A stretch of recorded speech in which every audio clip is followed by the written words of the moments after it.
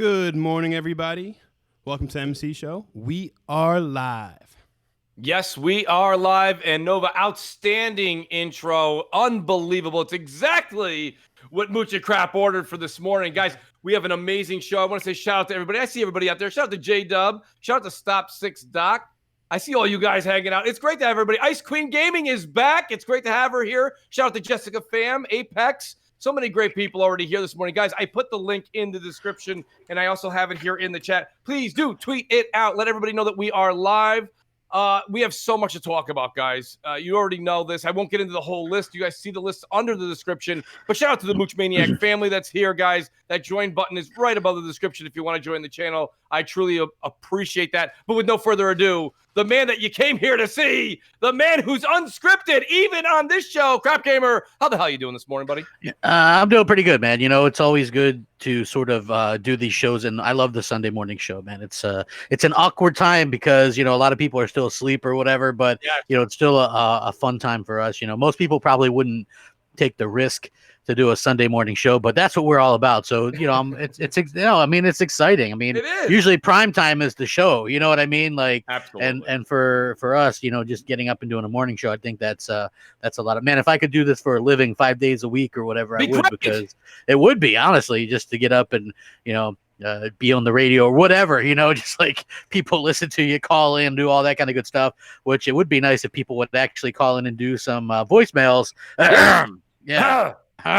Well, you know what, Crap? So I'm glad you brought that up. So, yeah, everybody in the audience, please do take note to what Crap's saying. We do have the phone listing that Nova keeps up. We have it on all of our promos for you to call in and leave voicemails. Now, we did have one voicemail, Crap, from a very good friend of both of ours, PlayStation Inquisition. He called in and left a voicemail. We will get to that later and kind of do it as a test run. You know what I mean, Crap? We've got one. Nova worked on it. We'll see if we can get that out there and just give everyone a taste of how it is. Call in with your questions. We play them. You guys are as much a part of this show as the three of us. So I just want to say that is a big part of MNC Mornings, the MNC show. So that being said, Crap, you know, Nova, first of all, let me say that before we get into our first topic, let me just say, Nova, good morning to you, buddy. Morning. I know you've been working a lot behind the scenes. How you doing today? Doing great.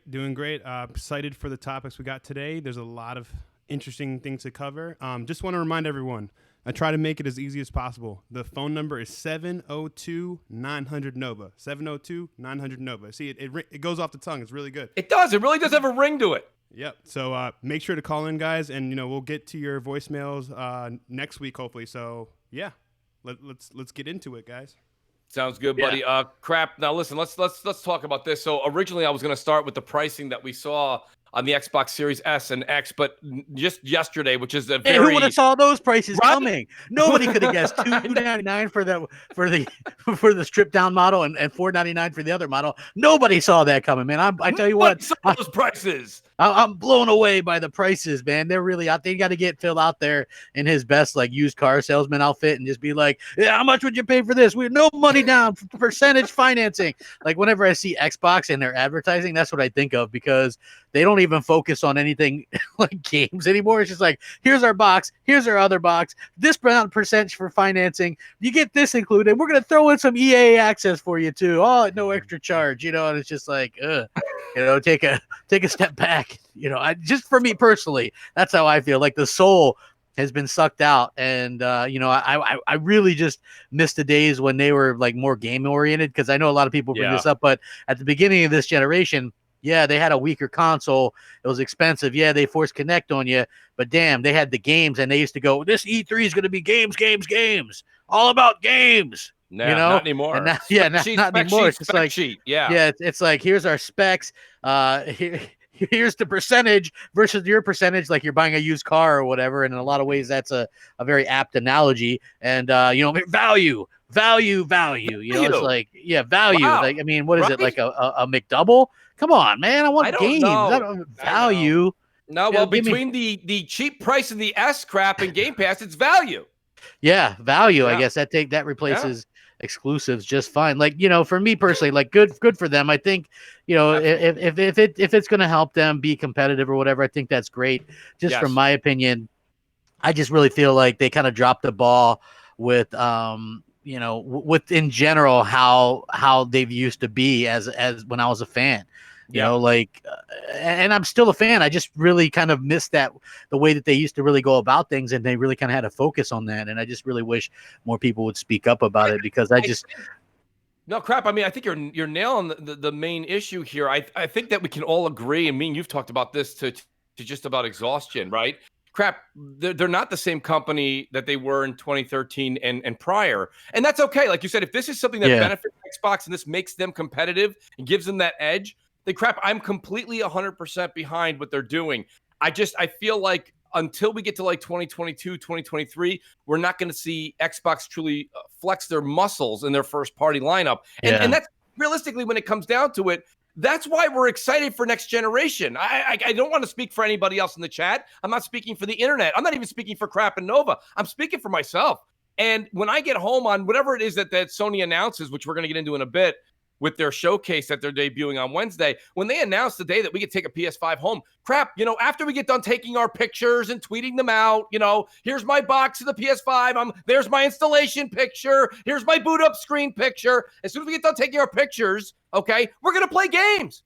And realistically, there's about 3 or 4 games on the PlayStation 5 that are set to release in the very near future, if not the day of launch, that I can't wait to play bits and pieces of and just kind of have fun over that release weekend. Whereas, listen, I've said it a number of times. I believe we're going to get a great trade-in value on our Xbox One X's. So I'll have a Series X, but I don't really even have a game that I can tell you that I can't wait to come home and play. It was going to be Halo Infinite. I don't have one right now at launch. I'm not an Assassin's Creed Valhalla fan. And the other games are going to be on PlayStation as well, most of them. I think there was 2 games out of the 4 launch lineup that are going to be exclusive to the Xbox. Yakuza Light was one, and there was another game. But those are games that also, crap, when you stop, and I'll give you the Watch Dogs. Watch Dogs. But Watch Dogs is multi-plat. It is. So is Assassin's Creed. Right. So, my question to you, crap, is what game, when you take the Series X home or Series S home, which game are you just dying to pop in and play? I don't know. I said yesterday on Twitter, man, Xbox Series X, the best place to play, the previous 2 launch gens. You know what I mean? Like those 360 and Xbox One games, man. I guess I'll deja vu it, boot Rise up. I'm sure that'll look amazing. Maybe we'll get some Killer Instinct going for this, or some Dead Rising 3. Maybe we could boot up some Call of Duty 2. Maybe they'll enhance that down the line. I don't know. But for me personally, I just always feel that it's funny when you're advertising. Like, there's a stark contrast, and I don't think people really notice it because they're in their feelings too much about this stuff. But look at the way that Sony is like, we're going to talk the future of PlayStation 5, launch games and beyond. When we look over on the Xbox side, it's like, via Xbox Series X, we've optimized hundreds of old games. Mm-hmm. Like, that's a huge stark contrast in who they're trying to go after. And I just don't feel like optimizing old games is realistically an important thing. Like, look, Sony does that too, right? But I'm happy that there's backwards compatibility over there, but they aren't shoving it down your throat like it's this huge deal, because I think when most of us buy these new consoles, we want to play the new experiences and take advantage of the hardware.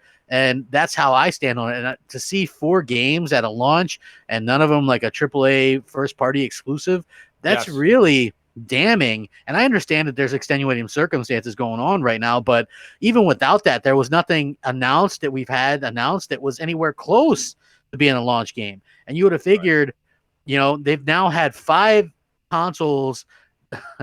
This holiday would have been 5 consoles that they've launched since 2016. They've only released 3 AAA titles in that time. So, like, when you break it down, people like maybe kind of see the truth for what it is. It's not blind hating. It's not fear mongering. It's the truth. Like, they obviously were planning these 2 consoles 4 years ago plus. Absolutely. Why didn't you plan some kind of games to release with it? So that's always been my thing. Also, the constant, we're listening, we hear you, this kind of stuff, right? They always say that. They always go, we're going to take your, what you say as under advisement after their last. We're not listening, though. Exactly. So in July they did that event. They didn't show any gameplay running on an Xbox Series X, and they didn't really show anything that's coming soon. Then I don't know if you saw it, but they had this program for the Series S leak, and it was more of the same. We've still seen nothing new running on an Xbox Series X. We've still seen, it seems like it's just like a Game Pass commercial. And I get it, like Game Pass is their thing, but again, to compare it to basic cable, unless you've got that killer app, that thing that people are like, I got to get me an Xbox for that. And I haven't seen that realistically in, I don't know, like Titanfall was a big game, but again, that's not a first party deal, but that was a game where people had to get an Xbox for that game. Yeah. Before that, it was like Gears, obviously. But, just for me personally, I just don't understand the whole aspect of not having something there. Like, buy something. You're Microsoft. Right? That's the thing, Crap. They did that with Titanfall. They knew that they had a week, or not. They didn't even have a week lineup in 2013, 2014. They had great games coming out for Xbox, and they still locked down Rise of the Tomb Raider for about a year, I believe it was. Yeah. That was a great move, Crap, as well. I got a couple of super chats I'll get to. Vedger says, we need a PS5 teardown with Yoshida wearing his headband and saying, I want to make this teardown with only using a crowbar and hammer. Throw those white gloves away. He's talking about Larry Herb here. Throw them white gloves away. We talk about 9,000% of entertainment here. So thank you, Vegger. I appreciate that. And then I have another one here from a good friend of ours, Sergeant Salty Nuts, who's back from last week. He says Microsoft can't compete with Sony on high-end console gaming. Their studios get $500 million budgets and still can't deliver. There's something to be said about that as well. Guys, please do hit that tweet button out, share it out with your Twitter folks. Let everybody know that we are live. I really, really appreciate it. Crap, what do you think we can expect to see on Wednesday at the PlayStation event showcase? Do you think we're going to see gameplay, price reveal, and launch date? Yeah, we're going to see the I got a feeling they'll probably save the end. They'll do the reveal, the prices, the pre-ordered date, and then also the launch date at the end. And then I feel like that's going to take a minute. You know what I mean? Like, honestly, people are like, oh, what are we going to get in this? It's 40 minutes. I'm like, well, they're going to flash a little screen that has both PlayStations with prices under it. And it's going to have release dates, and they're going to be saying, pre-order today or the 19th or whatever. You know what I'm saying? So you're going to get that. It's going to take up about a minute. We're going to see, I'm sure we're going to see like the Miles Morales gameplay, which we haven't really seen much on so far. We're probably going to see maybe some Horizon Forbidden West gameplay. I would assume we're going to see some gameplay for the other stuff that might be launch, maybe Demon Souls, maybe Gran Turismo 7. Maybe some stuff that are coming next year. There's rumors that possibly a SOCOM or Final Fantasy is going to get revealed there. The possibility of a Silent Hill. There's all kinds of stuff that's kind of rumored or whatever. I like that Sony's pretty much been able to lock down a lot of the leaks and things like that. So they've done a really good job of it. It's just exciting because we're going to get a couple of things. We're going to get pricing the day we can finally pre-order, the release dates, and we're also going to be able to get, to see gameplay footage again. Like that to me is the most important thing. And it looks like things are buffering. Are they buffering on your guys' end? No, seems good over here. But then again, you never know. It's whenever Mooch goes live, it's when YouTube is doing some work. So you never know. Looks good. I'm not noticing anything on my end, but it seems fine over here. Oh, it's all good. Fine. Yeah, Great. no, it's all good. It could have just been me. I just said buffering. I had to refresh, and it's fine. But yeah, so I'm expecting gameplay. I'm expecting, probably 35 minutes of gameplay and stuff like that, which is exciting. Again, just going back to what Microsoft did with that, I don't know if you watched any of that stuff, but they broke it down into 4 parts. It just wasn't interesting. Right. It was boring. It was just, they didn't show anything new. Like they keep saying they learned. And the main thing that I get is what they showed us in July are the things that are coming the soonest. And a lot of that stuff is 2023, 2024, which means the stuff that they didn't show us, which a lot of people still bring up, is probably further out than that. So, when you consider that, I think that it really kind of goes to show, we could have quite a long wait before we get anything decent. And it doesn't seem like they're really relying much on third or second party stuff anymore, right? It's like we got one new AAA IP avowed, and that's probably 2023, but aren't they going to have more than that to really stay competitive, to really surprise people? I brought this up. The last time Microsoft surprised anybody, in my opinion, was 2013. You have Killer Instinct come back. You have Titanfall. Those were kind of surprises, like, hey, man, that's pretty cool. Since that point, we haven't really had any surprises, where Sony has genuinely surprised people time and time again. And you kind of just trust them that they're going to deliver like the high quality content, because they always have. And with Microsoft, I think I'm a little bit more bitter because we've seen a situation with them where, we've heard from numerous people, so-called insiders, Mooch, other YouTubers that we've done shows with, where they all said that Microsoft gave up circa 2015. Right. And here we are. They're just gearing up for next gen. They're going to come out swinging next gen. And then we look at them and they look like an old grandpa swinging. You know what I mean? Yeah. Like that's not a good look, considering they literally haven't really done much since 2015. They're going in a different direction. That's the thing. Yeah. And, a lot of people were saying that the stream went down like when you said it did. So just hit refresh, guys. We are back. I don't know. I have no idea why things tend to do that. It says excellent conditions on my end, but if it did give you guys a speed bump in the road, just hit refresh or restart your browser, guys. But we are back to 100%. Crap, they're going in different directions, and you can clearly see that. And we'll wait till Wednesday to be 100% certain, but you can see that Sony's going to come out and show, like you said. And I see there's a few people in the chat that are saying, "Well, you can play that on PC. And you can. It's only timed." Listen, a timed exclusive still does its job. That's why these timed exclusive games make so much money still to get the rights to it. Games like Deathloop by Bethesda, and you've got Godfall, which is looking better and better by publisher Gearbox. My point being here is that they make it so that when you're buying a console on day one, not only do you have the few games that Sony's going to be mentioning that you can play first party, but then they've locked down 2 or 3 exclusive games that third party are making. It gives you an unbelievably diverse portfolio to go home with and play on day one. Those are things that you're not going to have with the Series X day one. Will you have them eventually? Probably, yeah. You can see that they're coming down the pipeline with Fable and Avowed, of course, Hellblade 2. There's a lot of games coming down the line, but at the same time, they're not there now. And, it is troubling when people are saying, I'm going to go spend, is $300 for an Xbox Series S? Is that a good value with no new games? I don't know. Maybe it is for some people. That's not my job to tell them if it is or it isn't. But frankly, I can tell you this much. It may be good value for you, but it certainly isn't really big on the excitement level. And that's the thing I'm trying to say. A lot of people are saying, maybe I'll just wait a year and I'll get the Xbox Series S or X, in 2021 when Halo comes out. And you know what? Frankly, how do you argue with a statement like that, crap? You really can't. Exactly. That's what I would say is kind of the problem. And the lack of excitement, considering I've never seen such lack of excitement for a console launch ever than Xbox, to be honest with you. I mean, yeah, if you go to like an echo chamber of Twitter, the usual suspects are all like Xbox.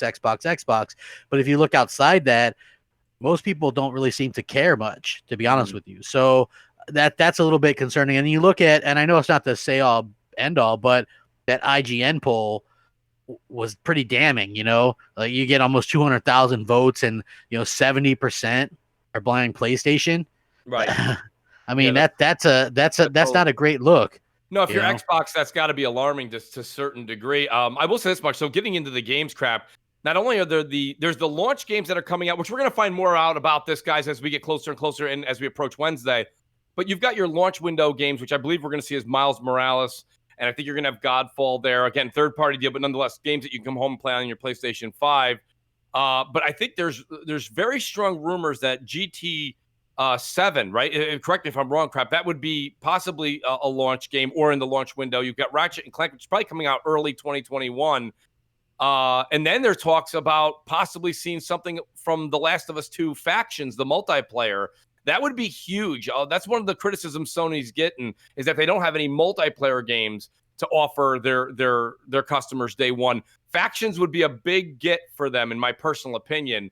I know there's that SOCOM game, and there's also talk about rumors, guys. Please take this with a grain of salt, that possibly Final Fantasy 16 may be revealed and have an exclusive run on PlayStation 5. Yeah. As well as, I believe, Silent Hills is also being described. Maybe we see a little teaser at the end where you can hear Kratos or something. You know what I mean? Like, you don't have to show anything. Just, I'm just saying, you don't got to show anything. Just maybe boy or something. You know what I mean? Like, having something. I think that would just like totally enamor people, because you keep waiting, and I keep waiting for like Microsoft, and we hope, like, I'm hoping Fable's great, I'm hoping Avowed's great, and all that kind of good stuff. But realistically, we pretty much know what they're making. And we pretty much know what they're all making. And there's nothing really there to surprise. And part of the reason is, yes, Microsoft picked up some studios, and that's great. We know what they're making. A lot of them are still making multiplats, and a lot of them aren't really trusted or big studios to begin with. So it's like, do you really have hope for Compulsion Games? And any studio can turn things around, I guess. But, they came out with We Happy Few. Not exactly winning anybody over there. You know what I'm saying? And then you have like In Exile. Yeah, they're more of a PC dev in my mind.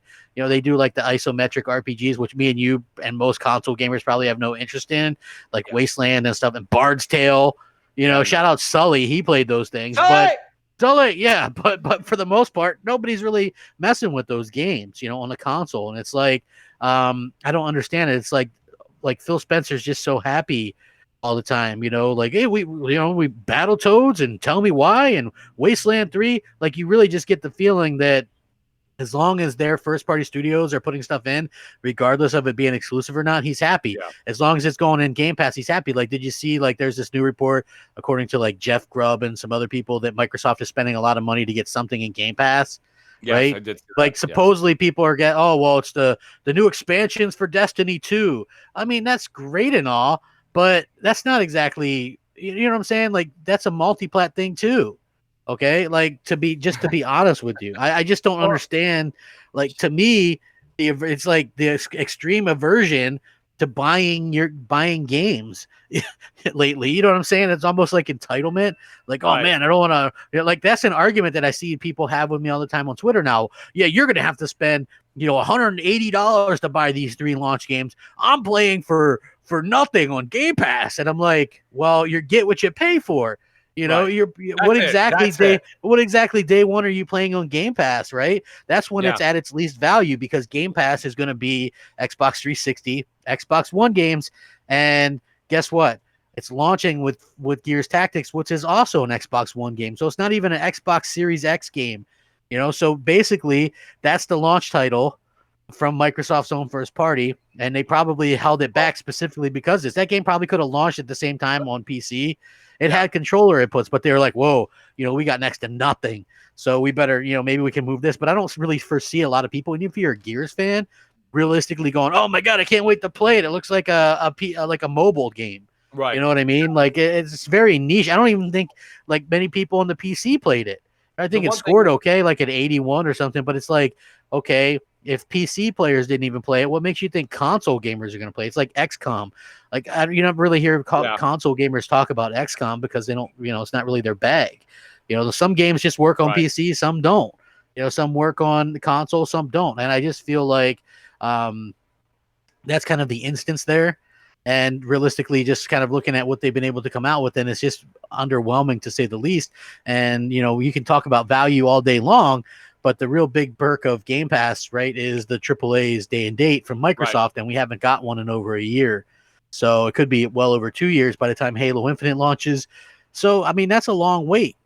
That's a lot, especially coming off of we've changed, we've listened. It's not exactly. I mean, don't get me wrong. If people are excited for it, they're excited for it. I don't want to talk, and you've said this a number of times too. We're not talking out of excitement for the PlayStation or for the Xbox. The problem is that, like you said, it may be a bit of a waiting game. And I want to say shout out to Brian Baker, shout out to Delirium Blades in the chat. He makes a good point. But as me and Blades have talked offline as well, he says fans say Xbox gets studios. Fans come back and say, not these studios. I mean, so, in essence, I will say this much to Blades. I agree with what you're saying. I think that's a really funny statement, too, by the way. I know where you're coming from. But in all honesty, a lot of the acquisitions, a lot of the acquired studios that they got, they were on the cheap side. And it's kind of a, what is it there? Low risk. Maybe high reward. I don't know. It was a low risk because it didn't cost a lot, and maybe they're going to have a hell of a game. But like Compulsion Games crap, and even shout out to I'm sure who made drawn a blank here on who created Psychonauts 2. Oh, you're talking about Double Fine. Double Fine. Which, don't get me wrong. There's talent in both of those studios. There is, but like Double Fine hasn't come out with a AAA game since 2000, whenever the hell. Right. Jack Black game came out. You know what I mean? Yes, I do. And don't get me wrong, that's a very valid point. That's what I'm saying. So it's not that you say, oh no, not those teams, but those teams they got on the cheap, they got them quick to sign and ink on the paper because basically, it was just those companies weren't making a lot. They weren't getting a lot of endorsements. They weren't getting picked up by any publishers. So when somebody said, hey, we'll give you this, and listen, you're going to be with the Microsoft family studios, it's not a bad place to land when you're a small team. So I see why they picked them up. I do, but I'm not. My excitement level is completely tempered. Like I'm not over the top excited about what Double Fine or what Compulsion Games is going to put out or In Exile. Like those are not. That's just not my bag. Yeah, but that's fine. And also it's like the same with Undead Labs, right? Like this, like that first one that they did was good. Little Xbox 360 arcade game came out of nowhere. It was janky and wasn't exactly running great, but it was fun. You know what I mean? Had some story elements to it. You got chapter-based achievements and things like that. The second one, well, you know how well I've documented the problems with that, despite the fact that they said it was AAA. And, just for me personally, I kind of have run out of patience with that studio. I know people are going, well, they're getting more money now. They're going to have way more money. I kind of believe it when I see it. Yeah. Like, is that game going to look like Days Gone? Yeah. Are they going to invest in an actual proper story next time and proper co-op? Like, listen, if my main complaint is if me and you are playing that game and I'm in your game playing, I can't advance my game while being in your game. Right. Like that's a big mess up. It feels like a step backwards in progression of where games are heading, right? Like that's not where we're going. That doesn't do you any good, crap. If you're in my game, and then we have to do everything all over again in your game. Exactly. So it doesn't really do any good because there's no story at the base level. It's just a bunch of random events. So to me, that's not a good place to start with something. When people wanted co-op, they wanted something where your stories progressed and stuff like that. So to me, that's a little bit of a letdown. Now, I'm sure, I have faith in Playground. They'll do Fable, I think, when that comes out in 2023 or 2024 or whatever, it'll be fine. But they're still hiring writers for that game. So, you have to kind of look at it and go, well, that game's not going to come out for a while. And also, and I mentioned this on Crossfire, a lot of people think when the new year hits, all of a sudden, no more pandemic. That's not how it works, right? Like people could legitimately be locked down until next year sometime. Okay. That's right. So that's gonna cause more delays. We saw Kenna Bridge of Spirits got delayed.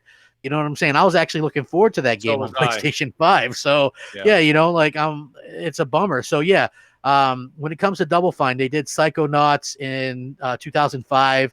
They did Brutal Legend in 2009. I think Brutal Legend would be the last time you could consider them doing a AAA.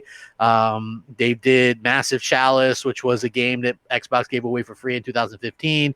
The Cave in 2013. Costume Quest, Grim Fandango, Broken Age. Basically a bunch of like AA kind of cartoony stuff. You know what I mean? And so it's kind of interesting that, for me personally, that was a thing. Like they probably bought them and they're going to do like the filler. They're probably able to get some of the games out, AA out pretty quickly. Same thing with, some of these other studio pickups. But for me, Double Fine, Compulsion, In Exile, Undead Labs, those are almost, to be quite frank, almost worthless to me because I'm probably not going to play anything that they release.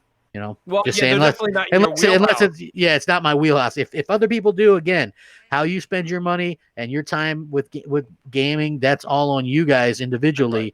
Right. For me personally, I'm saying that's not my bag. Well, I'm looking for, what I'm looking for is that game that makes me feel the way I did when I first saw Halo and why I got an Xbox, or when I saw Cliffy B playing Gears on G4 TV that made me get a 360, or when I saw Killer Instinct come back and that guy's like Combo Breaker on stage live, and I'm like, whoa, you know what I mean? And Titanfall, and we saw that, and that we've never seen anything like that here. So I'm looking for something that gets me excited like that. Okay. And I'm sure people like, and when you have an argument or disagreement, so many people are they start listing stuff, right? And it's like, the lists get utterly ridiculous. Like, good, if you like Flight Simulator, more power to you. But I just don't think that's something that console gamers really care about. I don't know. And it's like, Tell Me Why and Bleeding Edge and Battletoads, like those are games technically. And then people go, oh, well, look at you just moving the goalposts. It's not moving the goalposts. When people say Xbox has no games, they don't mean it literally. They mean AAA games that people actually like masses want to play. You know, like when Spider-Man, millions of people are going to buy that game. Okay, when you look over at the Xbox side, there's not really games that millions of people are like, oh, I got to get that. I mean, there's Halo, Gears, and Forza, but even Gears and Forza have taken kind of a step back. I agree. You got to put things in perspective to the audience too. What Crap's kind of alluding to here is when they say Xbox has no games, of course they have games, but it's kind of like when you see a movie and somebody says, hey, have you seen this movie? And you're like, no. You're like, when was that in the theaters? And they're like, oh no, it didn't go to the theaters. It went directly to, Blu-ray, DVD. And you're like, oh, okay. That's the thing. When you see like, tell me why is it, if it was in terms of movies, wouldn't make the theater. You know what I'm saying? It would go right to Blu-ray, home video, right? Or home DVD. And that's what we see a lot of times. Shout out to the wise old gamer who's in the chat here. He says, people should be excited for new experiences in next generation. On Xbox, while they have the power, what's the point? I cannot play power or price. So the wise old gamer is 100% right. And maybe, shout out to the wise old gamer. Maybe that's where I'm coming from. I've been around for many, many generations, and I've been around to play a lot of these different new consoles. And I don't care what generation you're talking about, guys. Take a second, close your eyes. Just think about any generation that was your favorite or just all of the ones you can remember. Don't you remember coming home and playing that new game, that new IP, that new hotness, like we always say? And I don't know what you're going to be enjoying on day one with the Series S or Series X per se. I mean, and again, I've said this the entire generation. I'll say it again. This goes for PlayStation as well. Let's not talk about multi-plats, right? Like I understand that. Like, I'll give you an example just to be fair, Crap. Call of Duty Cold War, okay? Yes, Sony has like a certain timed exclusive here or there. That's fine. If that's where you choose to play it, that's fine. But my point being is that that's also on Xbox. So somebody can't tell me, oh, that small exclusive deal that they got for a time of 2 weeks on PlayStation. No. Listen, Xbox gets to enjoy that the same way. What I'm talking about is the first-party exclusives and the third-party timed exclusives, which really, really matter. That's the one thing that I'm saying. And I get that's and I'm seeing shout out to Delirium Blaze. He said, I remember the experience is always the same, different, but still the same. It depends on what you mean by experiences. You know what I mean? It's not necessarily appealing. Now, Crap, one of the hot subjects that we got to talk about before we move on to another subject is the pricing here.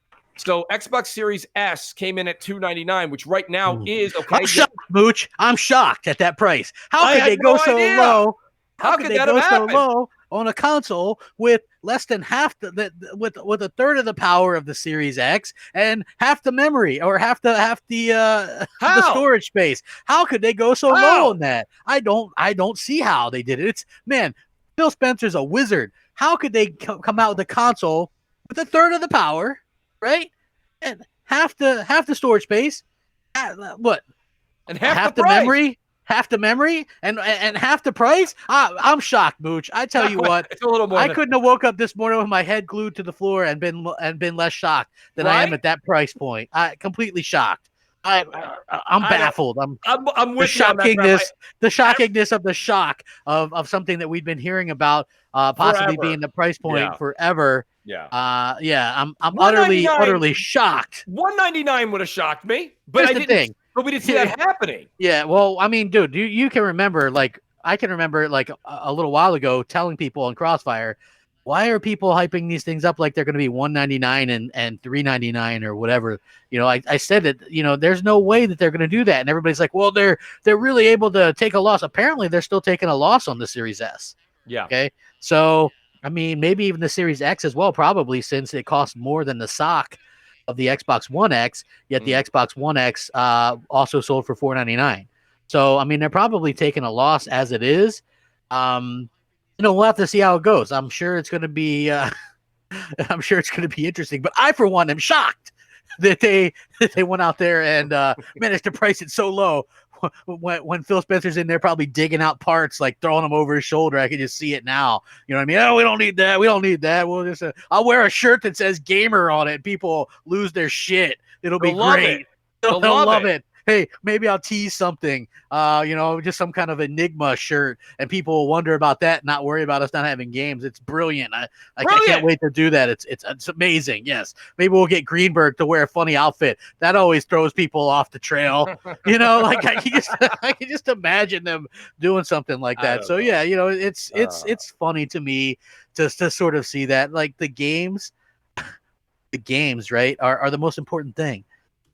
There's no other way to really put it. So let me ask you. I have a question for you, and I want to say shout out to Barry Big Plums, who's out there, who gave a great super chat, and Nova is on the show and in the chat. He says teraflops do not equal great games.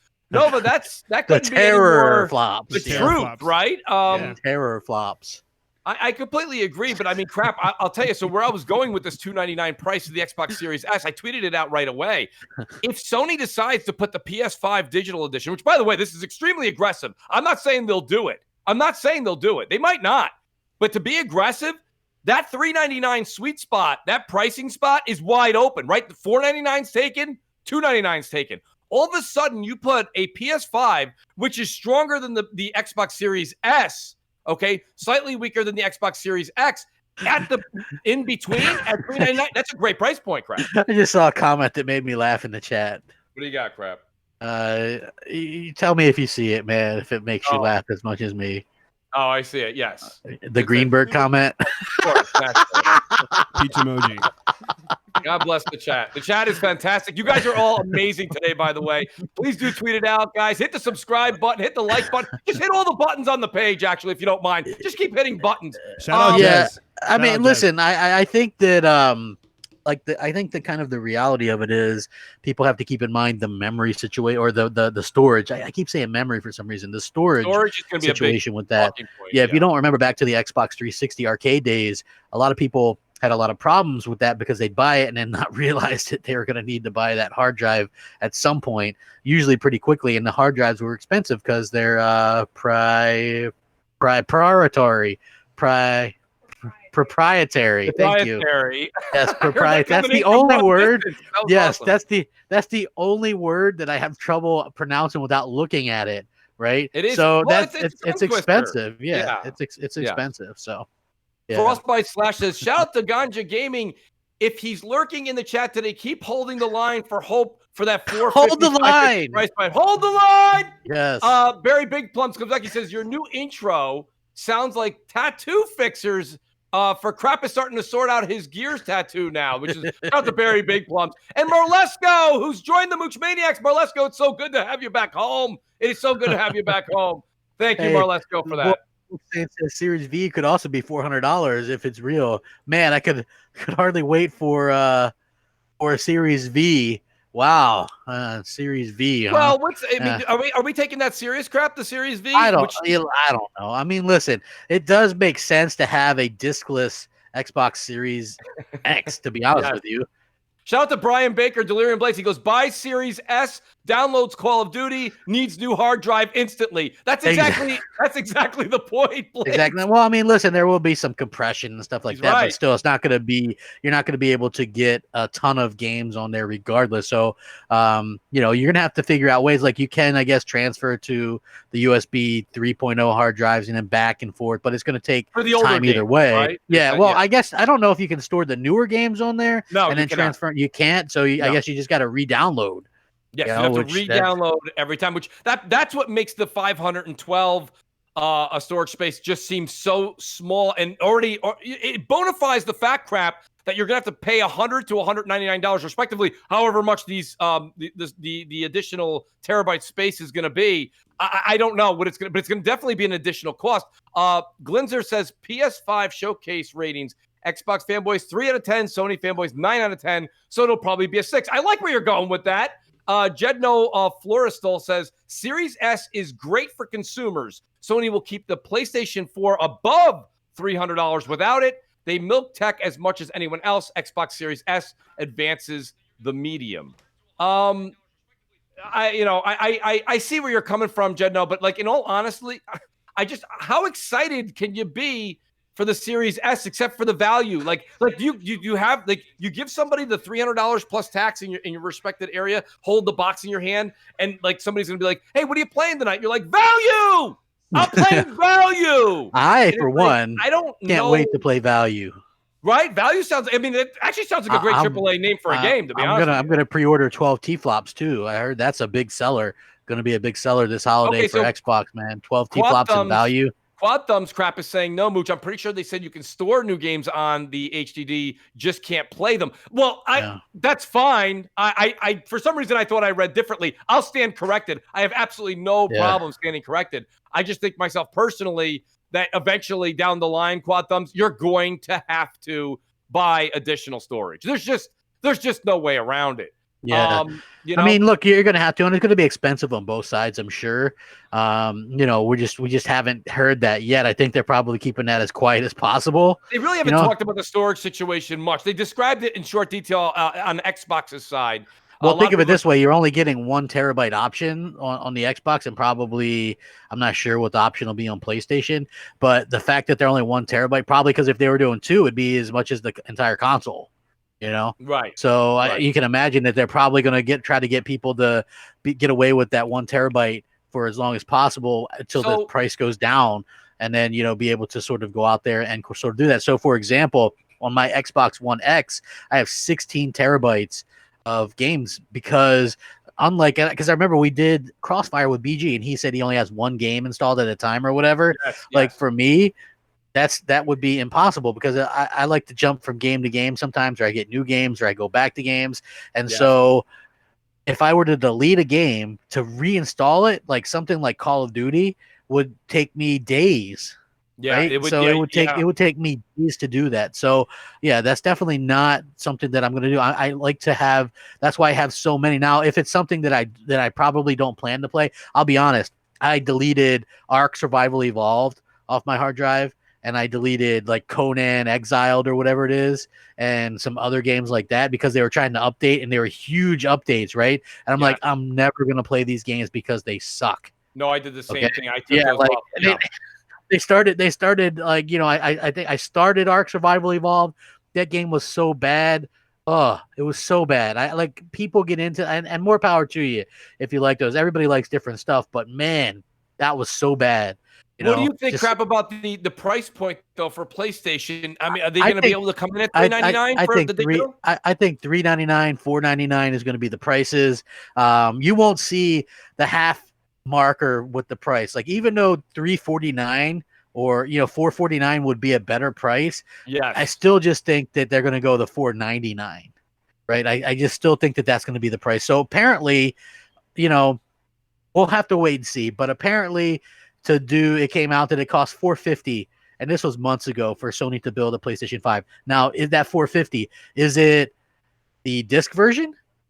Probably, right? Well, the one that I'm hearing, you're saying $450. The $499 would be the physical disc edition. Oh no, like it came out in Bloomberg months ago that the prices were going up due to the pandemic. That's right, and that it was costing Sony $450 to make a PS4. I apologize. Yes, but is that the $450?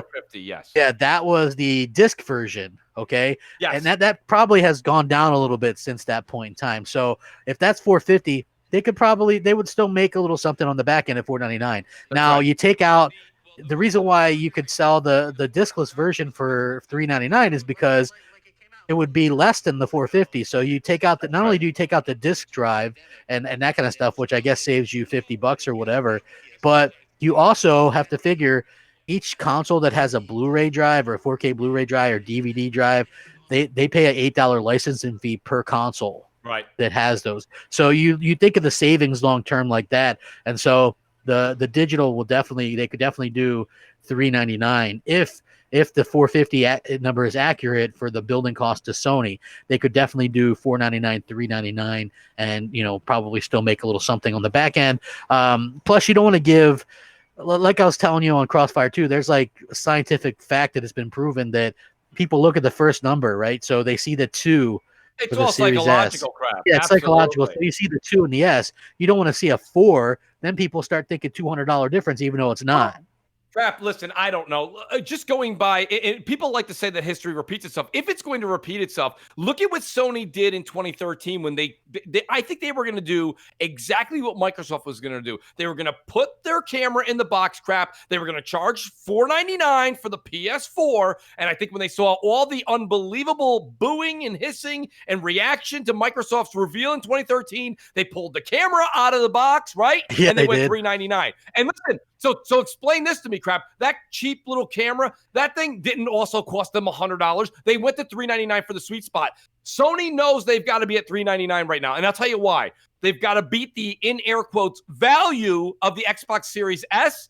And they have to come in slightly under with one of their SKUs because they are not. And listen, this is just the facts. They're not as powerful as the Xbox Series X. So my point being here, crap, is that $3.99, it's going to be the sweet spot, and it's going to move consoles ridiculously fast. Now, the problem is that, I think if you're a consumer, we've got a bit of a problem on our hands, right, crap? If it's $3.99 and $4.99 for the same console, people are going to gravitate to the digital edition for $100 savings. That means it's going to be really hard to get one of those, right? I think if you really want to make sure you get yourself a PS5 day one, be prepared to pay the extra $100 and get the physical disc edition, because I'm sure those will be around a little bit longer than those digital editions. So I'm just saying, that's $100, crap. That's a big deal. That's a huge deal when you're talking about going out there and getting that kind of power for that price. Yeah, it's over double the power of the S and has a lot more storage as well. So you can imagine that that's going to be a very popular get for people. And again, I do think that they have some more wiggle room. They could shock people. You never know. They could even. But I think smart money is $3.99 and $4.99. I mean, that's just my opinion. I'm not saying I heard anything, or that's just smart money. If you're just going to bet, that would be the smart. Let me ask you this: what is so? We all will agree with your psychology that you mentioned a moment ago with the 4 in front versus the 3 in front. But would Sony dare to put the PlayStation 5 physical disc edition, what a tongue twister these are, at $449 and then have the digital at $399? So they're undercutting Microsoft on both fronts. Is that even a possibility? Or they could, I guess they could, but I just think that they probably don't really see the need to do that, because if you think about it, like they could probably even go $350 and $450 if they really wanted to, right? Because if you think about it, if you sell a discless console, that's all digital content. You make much more off that. Your exclusives, there's no middleman, there's none of that stuff, right? So you're basically getting 100% of the exclusives and things like that. And you're not having to pay for like discs or shipping, or and I think that they could make back a ton of money that way.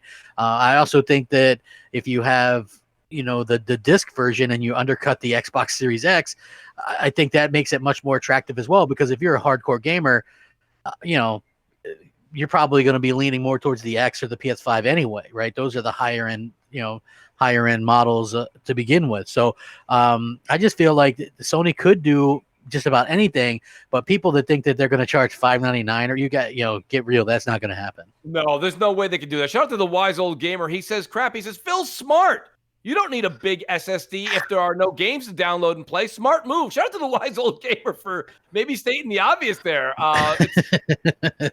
It's that meme, right, where he points to his head. He's like, you don't need a big hard drive if you have no games, right? That's right. It's genius, actually. Brian Baker even says, shout out to Delirium Blades. He says in the chat as well, he goes, I'll be honest with you, and I'm paraphrasing because it was further up in the chat. He said Sony could be $100 more. They're still going to kill it. They are.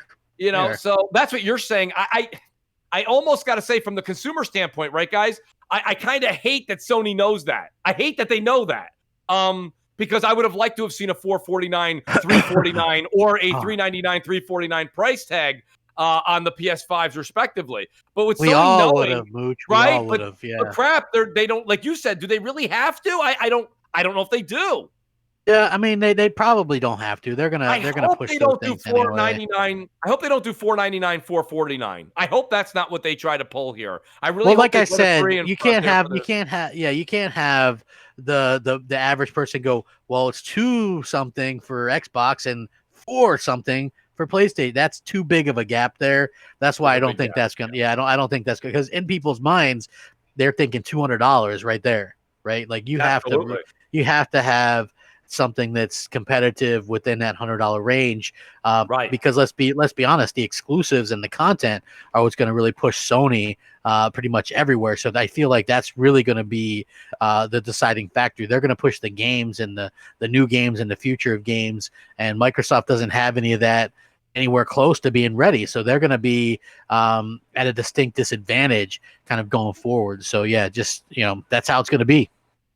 Well, I completely agree. Shout out to Noof Nookums here. Boom, boom, kaboom. He's in the room. Oh, man. That's good to have Noof here.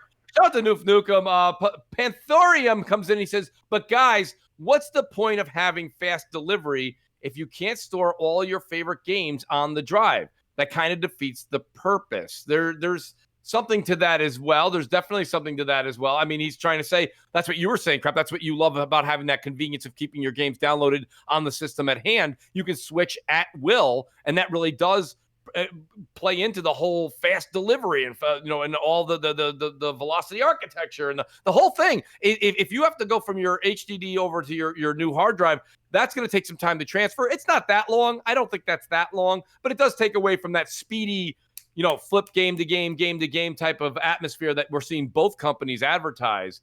Smart delivery. That's what I thought you were saying. Yeah, I was going to say that the other one was something else. Panthorium comes back and says, I meant to say smart delivery.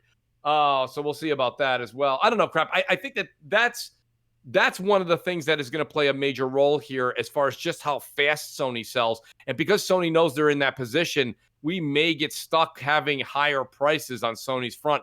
I hope that's not the case. I think they need a $399 in there. They need to have a 3 in front, like you say, for psychological reasons.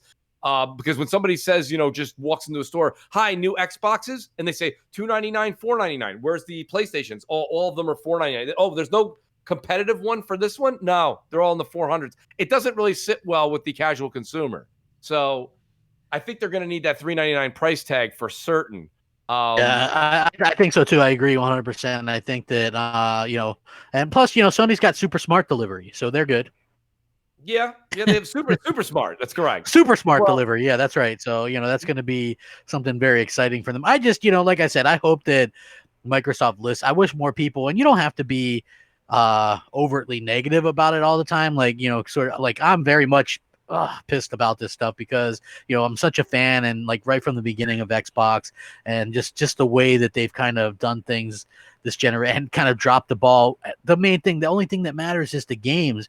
And like the other stuff is just okay, but if you don't have the games, then what does it matter? So I'm a little bit pissy about that stuff, but it's like everybody should realistically ask for better from them, because I just feel like without the exclusives and without, it doesn't seem like they're okay with just whatever. And like, that's not the right way to go about these things. Like, you shouldn't just be okay because they got Wasteland 3, even though that's a multiplat, or because a multiplat goes in the Game Pass. Like, that shouldn't really matter. If you're not getting content that makes you feel wanted as a console owner, then I think that's a little bit of a problem. But everybody's so afraid to speak up because then they feel like, they might piss somebody off, or they'll lose a subscriber or lose a fan or whatever. It's like, okay, well, you never get change without asking for change, right? Like, people have to understand that you have to get out there and stay ahead of this stuff. When I was telling people 2 years ago exactly what was going to happen, it looks like they're probably not going to have any games ready till 2023, 2024. People said I was a fearmonger. Okay. And now we look at it, and that's the case. Was I a fearmonger, or was I just right? I was right. If people would have maybe expressed concern back then, maybe Microsoft could have flashed a little cash and got some kind of exclusive or content ready to go for the launch. Crap, that's what I've been saying here. You guys know, listen, everybody that's in the chat, you guys have been following on Crossfire MNC for years now. This isn't because the console launch is so much closer now. I've been saying this for a long time. That's where I think you need something in a change in leadership. You need a new direction, because but I don't understand what they're doing, like what Crap just said. Why would you put all of your eggs into the Halo Infinite basket? And okay, let's now ride with me here, guys. Ride with me real quick. Even if you said, now, Mooch, come on, it's Halo Infinite, dude. That's why they put all their eggs into that basket. Okay, I'm with you. But wouldn't you make sure, if you were leadership, wouldn't you make sure that you knew for certain that you would instill crunch and make sure that this game is done for launch? Like, where was leadership? Where's Matt Booty? Where's Phil? Where's Bonnie Ross? Like, you have to have people say, listen, this game is launching exclusively for us on our Xbox Series S and Xbox Series X. It's so important. It is so important that this is a no-fail situation, okay? It's a no-fail situation. That conversation seemingly didn't happen because to have it delayed, that's just not really acceptable. Shout out to Cool Hand Cruz. Love the name, by the way. Cool Hand Cruz. He said, let's get Mooch at 10,000 subs. Also, I am Lord. Also, PS5, digital 450 disc. 500. Also, check out the Insomniacs podcast. Absolutely. Check out Nova and Cool Hand Cruz's podcast. Insomniacs podcast every Thursday night, guys. They do a great job. Great show. Hey, yo, shout out to you, Cool Hand. Appreciate you for sending the super chat. Absolutely, buddy. Truly do. I mean, crap. You started talking about Game Pass, and boy, I tell you, you want to give Xbox credit. Give Xbox credit where it's due, boy. They came out with this Game Pass, and that is quite a shield for them. That is quite a shield. And now we find out it's a shield, and it's not only is it a shield, but it's something that you have to worry about a little bit in the future. Like, I get that it's a value for a certain type of gamer, and I agree with that, right? But I also think that it's sort of value in the eye of the beholder, because if you look at the way that people go, well, I'll just wait for it to go to Game Pass, right? That's something that I see more and more of. And if it was such a great thing for like big AAA developers, they wouldn't be so quick to go out there and dismiss their games going to Game Pass soon or right away or whatever. But we saw with Cyberpunk and even with Control, they're like, no, we're not going to Game Pass, you know? So I feel like if it was such a great thing for these big developers, that they wouldn't like try to dismiss that, because I got to be honest, it seems to me like people were thinking that Cyberpunk was going to go to Game Pass like pretty much right away, and be like we're going to get that in Game Pass day and date, blah blah blah. Like, they're probably banking on millions in sales for that game, right? And I don't think they would get that if it went to Game Pass, you know, like it just wouldn't happen. So that whole kind of entitlement, like, well, I'll get it if it goes to Game Pass, really sort of just puts you at Microsoft's mercy, you know, whatever they decide to put in or whatever they decide to take out.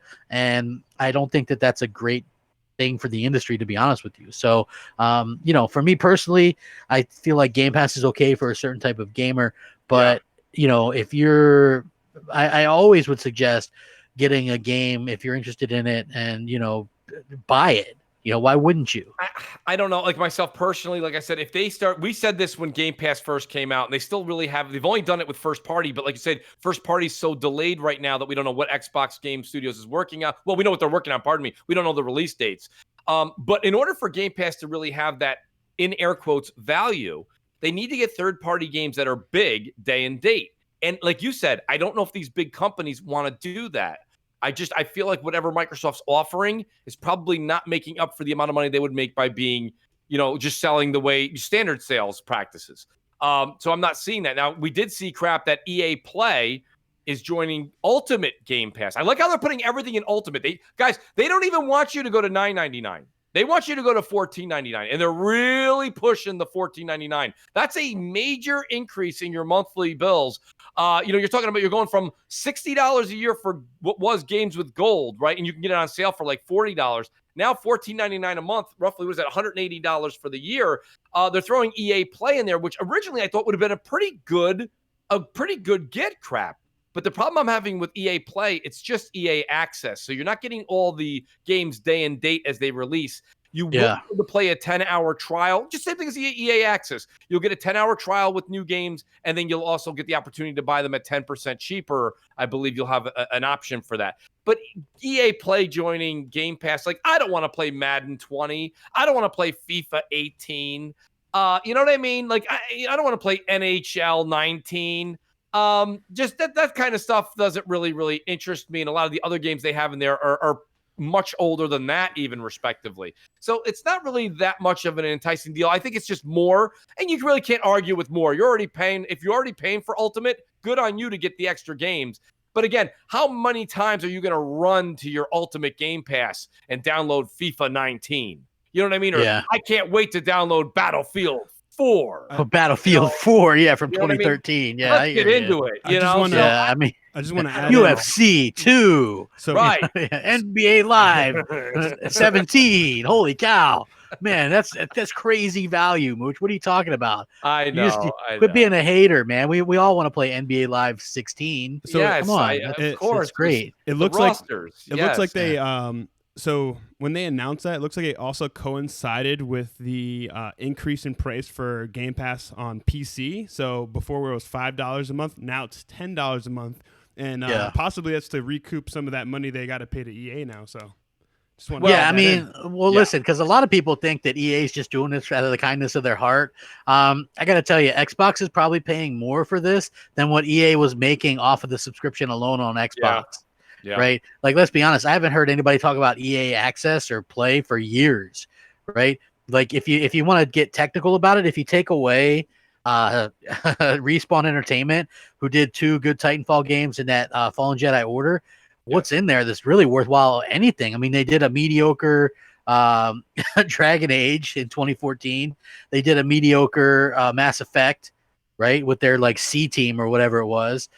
There's been no Dead Space games. Madden this year, as much as I want to get it because Lamar is on it, it's so recycled that you know what I mean. Like you know what I'm saying. Like I would love to get it, but it's like, didn't you say crap on Crossfire that EA may have had a worse 2020 than Xbox even? Well, I think EA, not just 2020, I just think in generation, the entire generation has been as bad. You know what I mean? Like, who would have expected that, right? They canceled what would have been a really good Star Wars game, apparently.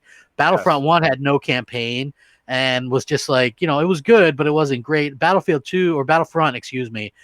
1 had no campaign, but it was good.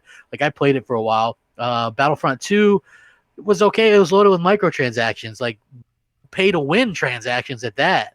So, it was much more difficult to get into. It had a campaign, it was decent, a 4 or 5 hour campaign or whatever. But again, they went away from, I think the last good Battlefield was realistically probably 4, and Battlefield 1 was okay. I played that a bit, but Battlefield, what is it, V or whatever, just was bad. Like it wasn't received very well, crap. It really wasn't. Yeah.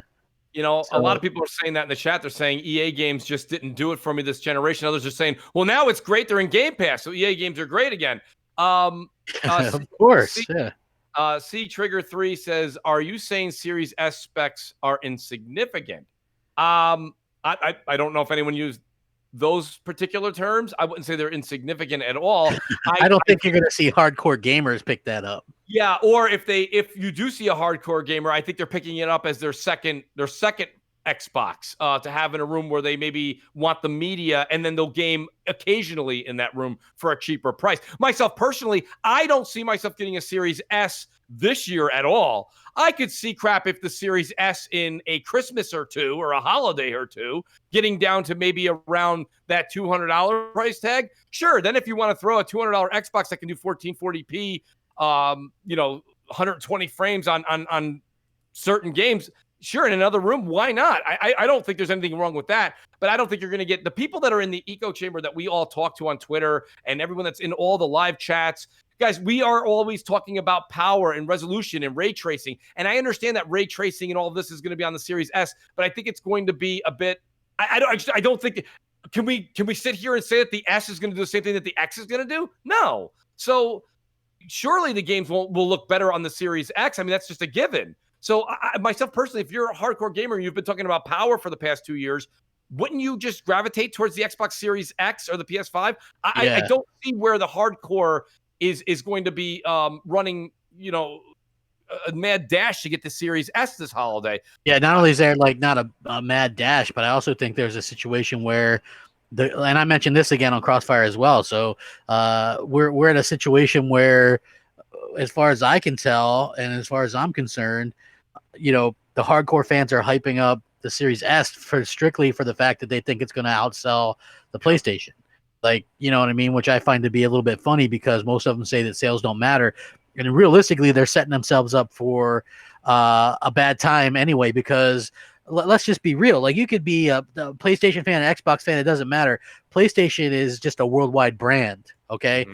It's like Xbox has its spot, I'm sure, but PlayStation's a worldwide brand, and it's just going to sell better. It's just really, it is. It's just going to sell better. So, when people go, they're going to have the most expensive console, the cheapest console, Game Pass, day and date this, play anywhere, xCloud, they've got crossplay. Yeah, exactly. Like, all the things actually are there and set up for Xbox to do well, because there's even crossplay on things now. So that old argument, You have to get what your friends get to play with them. It's not really accurate anymore. Everything is set up for Microsoft to succeed, but when they don't, and I'm not saying succeed as in they're going to make money, they're going to do their thing, but they're not going to beat PlayStation, right? And when they don't, it's going to be interesting to see what the excuses are, right? Because there is no excuse. It all comes down to the games. If Microsoft had the games that people wanted, and I'm not talking about a handful or pocket of people, I'm talking about when was the last time people got excited for an Xbox exclusive the way they do for God of War or Horizon Zero Dawn or any of that stuff, right? Or Ghost of Tsushima. When is the last time people got excited about a big AAA Xbox exclusive like that? It's been years and years and years. So it would have been Halo Infinite, but we saw what happened there. That probably would have got the stir crap. Even if it didn't hit your fancy, it definitely would have got the stir going. And now that the stir, I like Halo. I just, but that didn't. I was Listen, I was told the same thing that some other people were told, that was going to be a showpiece for graphics. That's what I thought. And it looked really, really especially suspect. with the pre-show that they had. Yeah, like with all the content creators on there saying what they were saying and so excited, and even Jeff Keighley was genuinely excited about Halo the day before when he did a pre-show. He did a pre-show. Yeah, I thought this was going to be like knock your socks off, like unbelievable crap. Exactly. I mean, it didn't. It looked like a high-res current generation game. I mean, it didn't look very good. The trees and the grass. And the water, it was all lifeless. Nothing was happening. It just seemed very, very bland. And everyone's saying that this game is ready to go. Crap, I think this game's going back. There's a lot to do on this game. It's either end of next year or sometime 2021 That's what I or think. 2022. Excuse me. Yeah. Like I mean that. Like you don't hire a person to handle the single player at this point, and a totally new person to hire the multiplayer at this point. Right. If things are going smoothly. I'm sorry. Hey, Crap, here's a question for you, Crap. Shout out to Barry Big Plums Fishing. He says, legit question. Do you think we will see another Xbox, or will it just become an app in the future? It legit could happen. Xbox is about software sales. What do you think? I mean, Crap, there's already the next Xbox being worked on, right? Well, I mean, Phil says a lot of things. Right. I was gonna say take that with a grain of salt. Yeah. I mean, they're not gonna start right now working on something, but it's like they probably were planning something, but that doesn't mean that they'll have to go through with it. You see what I'm saying? Yeah. Like they're like, well, let's tentatively see how it goes, or that might depend on where the sales aspect leads them, right? Look, they're probably making more money off of sales on Steam right now than they did Xbox, right? Like Halo Master Chief Collection sold what, 3, 4, 5 million on Steam? Yes. That's crazy. Well. That's more than the Xbox One. Yeah. So, what is that? Flight Simulator sold 1 million on Steam. You had 1 million players on Grounded. I don't know if that's sales or what, but over 1 million bought Sea of Thieves. Who knows how many people actually bought that? I bought it on Xbox because it wasn't a Game Pass day and date thing at that time. But who knows? Who really knows? But it's hard. It's probably easy to guess that they probably love. That's why all the stuff that they list now is Steam as well, because they probably like making that money. And people on PC would rather pay for the games and play them on a client they like Steam, than get Game Pass and play it on something like Windows or Xbox. And that's very telling, in my opinion. I feel like Game Pass, the other thing with Game Pass that it does is it removes some of the shine factor. And I'll give you an example, Crap. You take like Ori and the Will of the Wisps. After I beat that, I went to go look. And God bless you for you beat. Right? I mean, but the percentage of people that finished it was low. And then you just gave a stat on Friday on Crossfire about Battletoads. Yeah, it was like 3% beat that, and it's only a 3-hour game, 3.5-hour game. People are like, I'll get to it when I get to it. That's Game Pass, right? I'll get to it when I get. It's in there. You know what I mean? You're always gonna, like, the way I feel about Game Pass games is like you're always gonna play something that you bought, in my opinion, a lot more, and you're gonna be more into that. Okay, Crap, that's why if you have a subscription, to a gym that you're paying $10 or $20 a month for, you make sure you go to that. But when you buy a treadmill for the home, you know what it ends up being after a while? Something you hang your clothes on. Exactly. You know what I'm saying? Because it's in the house. You're like, I'll run someday on that thing. That's a great treadmill. I'll run at some point. Right? Someday, yeah. $20 a month, and you keep looking at your statement every month, and you're going to whatever gym it may be. You're like, I better get on that treadmill over there. I'm paying these guys $20 a month. So that's the thing. Game Pass just kind of feels like the treadmill in your house. You're like, I'll get to it. Listen, I got game. I'll get to it. The thing is do you get to it? We are not in a position anymore like the beginning of this generation crap where it's going to be all remasters and this and that. The x86 architecture is allowing the developers to almost have a seamless pathway from this generation right into next generation. So there's not going to be that holdup of a year or two like we had this generation where we were playing remasters and reskins and this and that and blah, blah, blah. That's not going to happen this time. We are going to have new games coming at you like flying at you. So you never really get a chance to attack even your backlog of games you own, let alone the 100 games or plus in Game Pass that you may have let go or not gotten to. So it's just, that's the point of the matter. Fun Creator goes, you have a treadmill at home? Used to. It used to hang a lot of clothes on it. It's finally, I was like, never mind. So like, that's my whole thing. That's kind of how I feel with Game Pass. I have Game Pass as you do too, crap, till 2022. Once that's done, that dollar deal that I got back in the day is done, I'm not going to resubscribe until an Xbox game comes out. When an Xbox game comes out, I'll get it for the month, whatever it is, $9.99, whatever it may be. That's what I'll do. And I'll play the game for a month, and then I'll be done with it. If it's a multiplayer game that I know I'm going to play forever, like for a long time, 12 months plus, well, I'm better off just going to buy the game or get it on sale. You know what I'm saying? I don't necessarily see someone like myself when I peruse through Game Pass's library. I have majority of the games that you would call the AAA games that they got in there. I already own them because we've owned them for well over a year already. So I like, people are like, oh, I can't believe it. Red Dead Redemption 2's in there. I'm like, I certainly can believe it's in there, and I already played it through twice. Like I'm not going to go play it again in Game Pass. So I understand maybe I'm not the consumer that they're looking for there. That's fine. I'm not saying I'm the say-all, end-all. By no means. I'm just saying I think there are people in my boat as well. And I think that there's other folks that are just going to be like, well, listen, I don't buy a lot of new games. So for $9.99 a month, it's great for me. And you know what did I say? That is great. It's great. Crap. You can't say it's not great. Okay? Yeah, I mean, literally, you can't. People get pissy. I think they were gonna call it Great Pass. But I wasn't going to sign off on great because I have a patent on great. So, they went with Game Pass, but it is Great Pass. It depends on the consumer. It depends on who you are. And that's the thing. So for me and you, I think that's the category we fall into. It is what it is, crap. I can't say any more or less on it.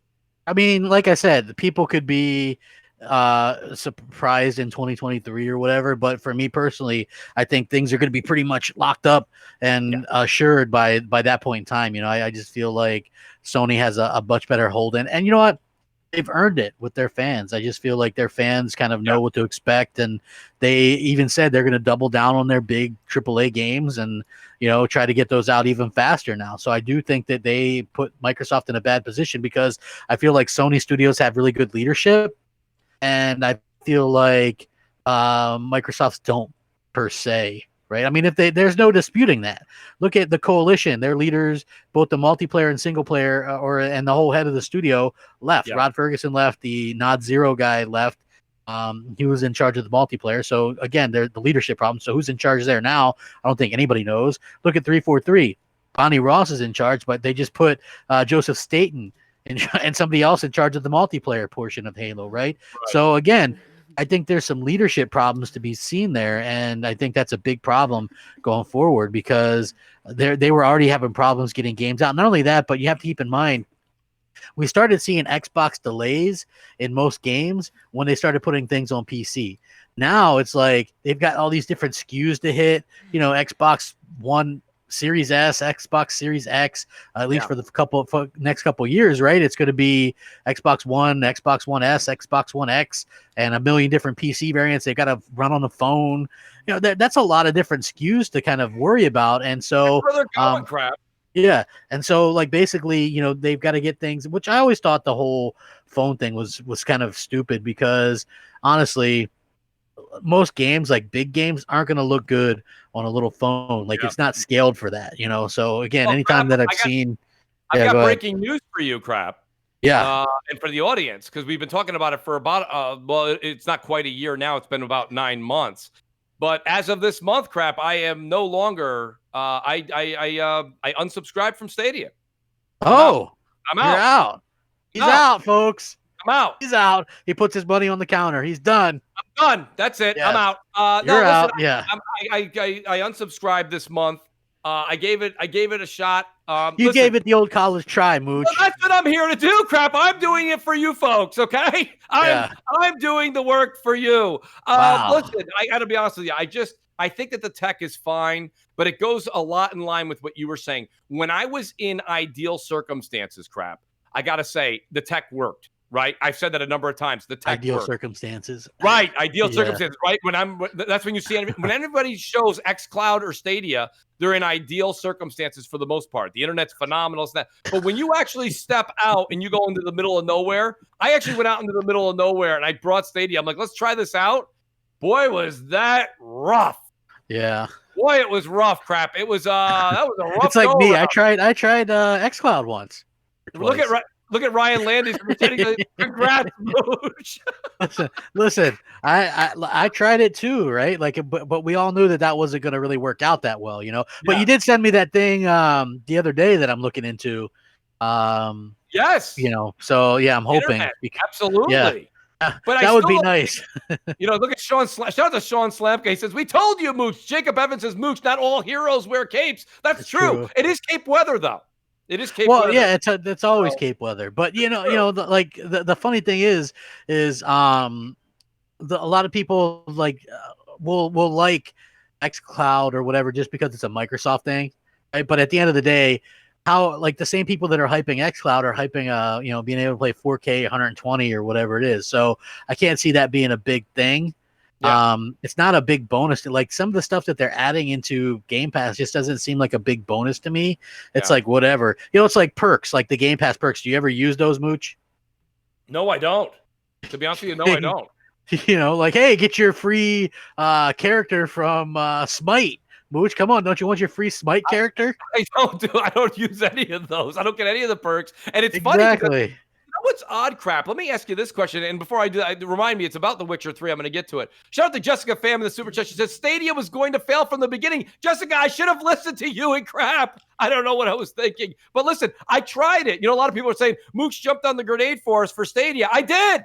But the thing about it is I had to try it out. I wanted to see what this was all about. And clearly, I think that's also why xCloud's getting thrown into Ultimate Game Pass, crap, because it's not something that I think people would pay for.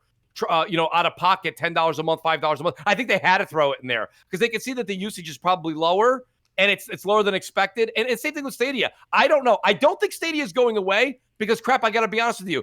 Once they port that over to their system, it doesn't cost Google that much more money to just load it up on their servers and send it out. I don't know. I don't think Stadia is going away, but I think we're, as you said, years away from the xCloud Stadia experiment really taking a stronghold in the gamers market. I just feel like there's way more people trying to offer cloud gaming than there is demand for cloud gaming, and that's going to hurt cloud gaming in general. Okay, right? Because if you think about it, so Microsoft and Sony and Google are doing. Amazon supposedly going to do it. Like there's rumored Walmart. Netflix was talking about doing it. I kid you not. Netflix was like, yeah, we're looking into game streaming. You know what I'm saying? Like. And wouldn't they have more of a chance because they're Netflix? I don't know. But there just seems like there's going to be all these different options for streaming games, and I see more people excited about the new hardware from even the PC hardware. Right? What are those things? 3070s or whatever, right? 3080s, 3090s, 3090. Yeah. Yeah. People are excited about that stuff. People are excited about the new consoles. I don't really see people being overtly excited about streaming cloud game. I just don't see. I haven't seen it. So it's just one of those things where I just kind of don't see the hype before. And to be honest with you, I'm actually glad that those things don't seem to be doing well, because I feel like if they do well, that could be end things a little bit sooner for consoles, because I think that's probably what these console makers want. To be honest with you, I think that it feels like that to me, that they would love, or mainly Microsoft so far, right. But it does feel like they want to push sort of for content everywhere. And it just feels like they're a little bit kind of all over the place and not as focused on console. I wish they were as focused on console. Crap, here's a great little note here from Craig91. I believe it's Craig91. He says, Mooch, you don't need Stadia. You can carry an Xbox Series S in your backpack. You can, according to Greenberg, right? We're back to the rooftop parties again, crap. Yeah. Right? Just put your Series S in your pocket and head over to your friend's house. I've already made the tweet for you, Mooch. Rip Stadia. Mooch has canceled his membership. Who will hold the line now? Who? When I get a chance, I'm gonna tweet that out and put who? Who's gonna hold that line now? You know, who's gonna go around there playing I don't know who. Like, to be honest with you, they're like, we're like, Stadia did things kind of bad too. If you think about it, if they were realistically knew anything about gaming, which they don't clearly, they would have had exclusives ready to go from day one. Like, they bought studios way too late, and it takes years and years to make games. At least 3 years, maybe more. But that they probably won't even be around. You need something right away, to get people's attention, and they didn't do that. So, Microsoft is seeing the same kind of problem with Xbox Series X. Without the games there to really kind of get people interested, what are they going to do? I don't know. What's our other topics, Mooch? Well, we've got a bunch to talk about, crap. I'll be honest with you. So we are talking about new consoles, crap. Where are you deciding to make your big purchases? I mean, you're talking about a lot of money coming out of pocket. You're getting a PS5. I believe you're going to get the physical disc. Yeah. I have a lot of physical discs still for PS5. So well, I am as well, crap. But I mean, where are you? Also, I want to. What's that? Where are you planning to buy it? GameStop. Well, hopefully. That's the thing. So GameStop, this is what we kind of touched. We only had a few moments on it on Crossfire, crap. GameStop is reportedly closing another 300 stores. I'm going to GameStop too. Many reasons, right? You get points on your purchase, and you're also going to get an unbelievable trade-in value for your older systems. So that's just a no-brainer for me. I know a lot of people are saying that Best Buy may be doing something very similar, crap. But I'm going with GameStop regardless. Is that where? So you'll be there. Amazon to me is a last resort, but yeah. Well, you know what? Like, to me, I just feel like with the stuff that's going on, I have not gotten anything the day it was supposed to show up so far, right? And I don't trust that. You know what I mean? Like, I just don't trust getting that console or not being beat to hell by that time. You know what I'm saying? How I ordered some shirts from Amazon and it took like 10 days or something. It's like it kind of is what it is. So I would rather just go to a GameStop and kind of go out there and buy it. So yeah, it's I would rather just go buy it and hook it up and even if I don't go to the midnight launch, I could just probably just walk in there the next day and get it. Crap, I'm going to be honest with you. I'm probably, for both consoles, I'm probably not going to the midnight launch. They're going to hold it for you the next day. And to be honest with you, it's like you got to come home, depending on your setup. I mean, if you just have a setup on your desk where you're going to unhook one HDMI and plug in another one, well, by all means, play that game at 12:35 when you get home, respectively, on the East Coast in the morning. Myself, personally, I'd rather just go the next day when they open up. Do the trade-in with my old system, get my value, walk out the door, and then go home and have the rest of the day to hook it up into the entertainment center and then enjoy a game or two. I think that's probably the way I'm going to attack this one. I don't feel the need for the midnight release in this very instance, but I don't know. We'll see. Excitement and all that will kind of creep up on me last minute. The Wise Old Gamer is in the chat here, crap. He says, xCloud is an experiment at best. Microsoft is making it a priority. This is their problem, pardon me. They've gotten a cart and horse, but got nothing to carry in the cart. There is something about that. I don't know. I don't know what you guys think. I agree. I just don't think that I don't think that xCloud and Stadia are ready to go. They're just not ready to go yet. It is possibly the future, but it's definitely not today. Yeah, I mean, it is what it is. I mean, look, Sony was doing that since the beginning of the generation, but I never felt like they were trying to shove that down my throat. Right. You know what I'm saying? Like, Microsoft's like, you get, again, it's like almost like an infomercial. What do you get with getting Xbox Series X? We've got Xbox Series S. And if you get Game Pass for a mere $15 a month, you get EA Play. You get day and date exclusives. And we're going to throw in xCloud so you can stream all your games while you take a poop. Like, it just doesn't really sound appealing to me. So, it's not overly appealing, Yeah, it's not. So like for me personally, I just don't think of that. And listen, I like GameStop. I know a lot of people give them crap or whatever, but I've never traded in games at GameStop. Why would you? It's like, to me personally, I just don't see that. That's on you if you trade it in. Like I've some systems and stuff I have, they usually give you a pretty good price for them. And there's not really a bunch of hassle. If you trade in stuff for like the next gen, you're probably going to get $250 or so trading in towards the next generation consoles. That's a good price. Like if I wanted to sell an Xbox One S or whatever, that you wouldn't get that off eBay for $250 for that. So yeah, so I actually think there's another value though, Crap. It's the no nonsense clause. Okay, like literally you walk in, as long as your system works, they plug it in, they make sure it works. After that, you're out the door. You say you sell it yourself on eBay, you got to have somebody. Maybe it gets banged up in transit. Right? There's other issues. All of a sudden, the person's calling you back. Hey, your console doesn't work. I want my money back. You're like, it worked when I sent it to you. Listen, when I walk out of GameStop, if the guy drops it on the floor, it doesn't matter. I'm already left. I've left the building. Mooch has left the building. Okay, I've left with the new console. It's over. So I really think that that's the case here. Is there's a no nonsense clause. You get tremendous value for your trade in. I'm really expecting PS4 Pros and Xbox One X's to get a trade in of between $200 and $250. So even if you're talking about a $500 price tag, you're coming home with a brand new Series X or a PS5 physical disc version for $250. Like, I'm sorry, to walk into the next 7 years prepared like that, it seems like a no-brainer. It really does. When people, I'll just wait. For what?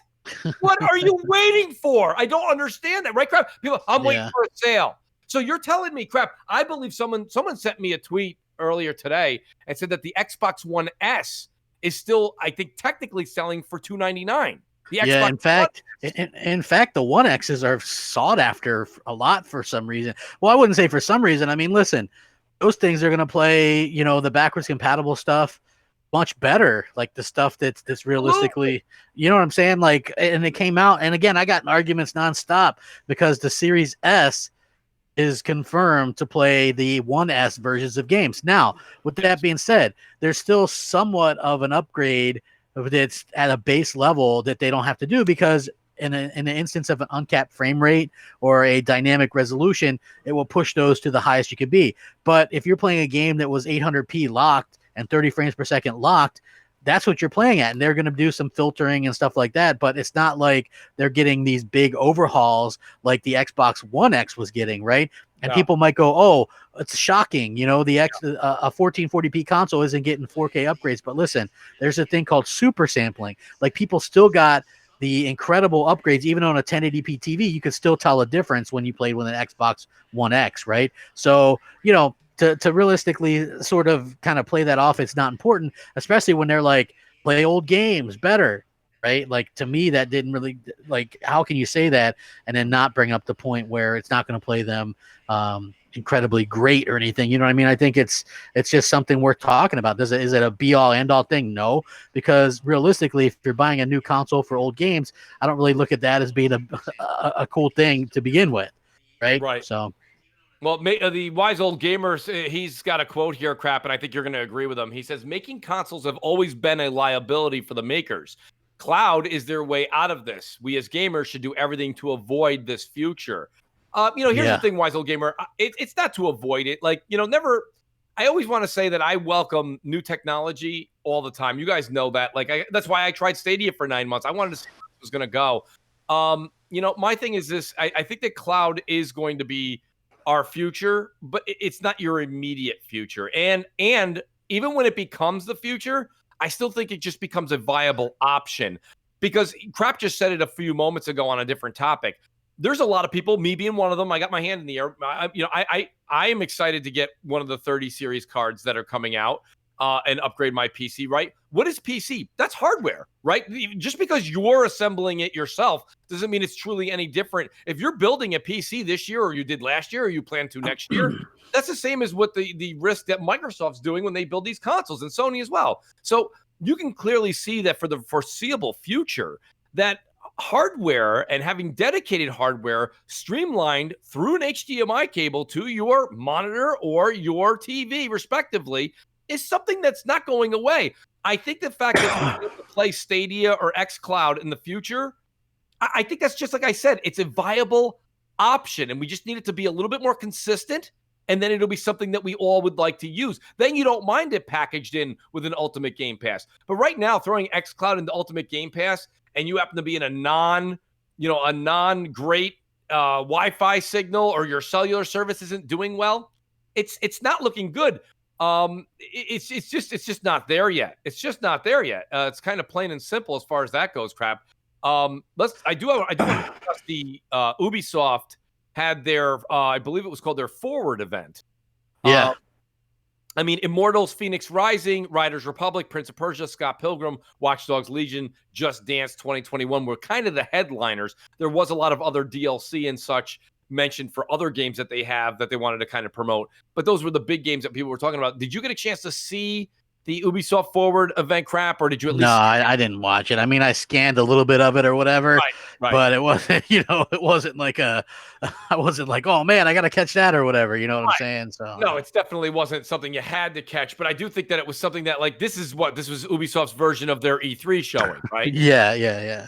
It was kind of lackluster, I think. Yeah. I mean, most of these things have been kind of lackluster, and I don't necessarily blame the studio, like whatever the studios or whatever, for them being lackluster.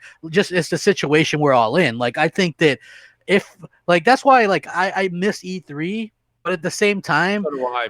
like this would have been so much different had these companies done things the way they wanted. Like, digital events can be good if they were able to actually, do how they would normally do it. That's true. Right? Like with the gameplay that we're getting is coming in hot because the developers aren't there. Like, just to be honest with you, it just seems a lot like that's what's holding things up. So I realistically, I honestly do hope that that things. I would love E3 to come back next year, but also keep in mind that we're missing out on the spectacle that we would normally get. So it doesn't really matter. You know what I mean? Yeah, no, I completely agree. It was just kind of like, I do think that, and shout out to BG who was on Crossfire. He made a point, Crap, and I kind of agree with him. Doesn't it feel like everything that Ubisoft puts out almost seems like a copy, paste, rinse, repeat? Right? I mean, like, yeah. Like that's why when everyone's like, well, Assassin's Creed Valhalla is coming out day and date with the Series X. Well, it's coming out. Like, honestly, I'm done with Assassin's Creed. I can't bring myself to play another one of them. When you have something that's an open world game like that, but it doesn't have a story that captures you or has enough appeal for you to play the 200 plus hours to get the game. You know what I mean? Like, I don't have that drive for that game anymore. Here's the thing that happened for me. Problem. Yeah, here's the thing that happened for me. I love the Assassin's Creed game. I beat all of them.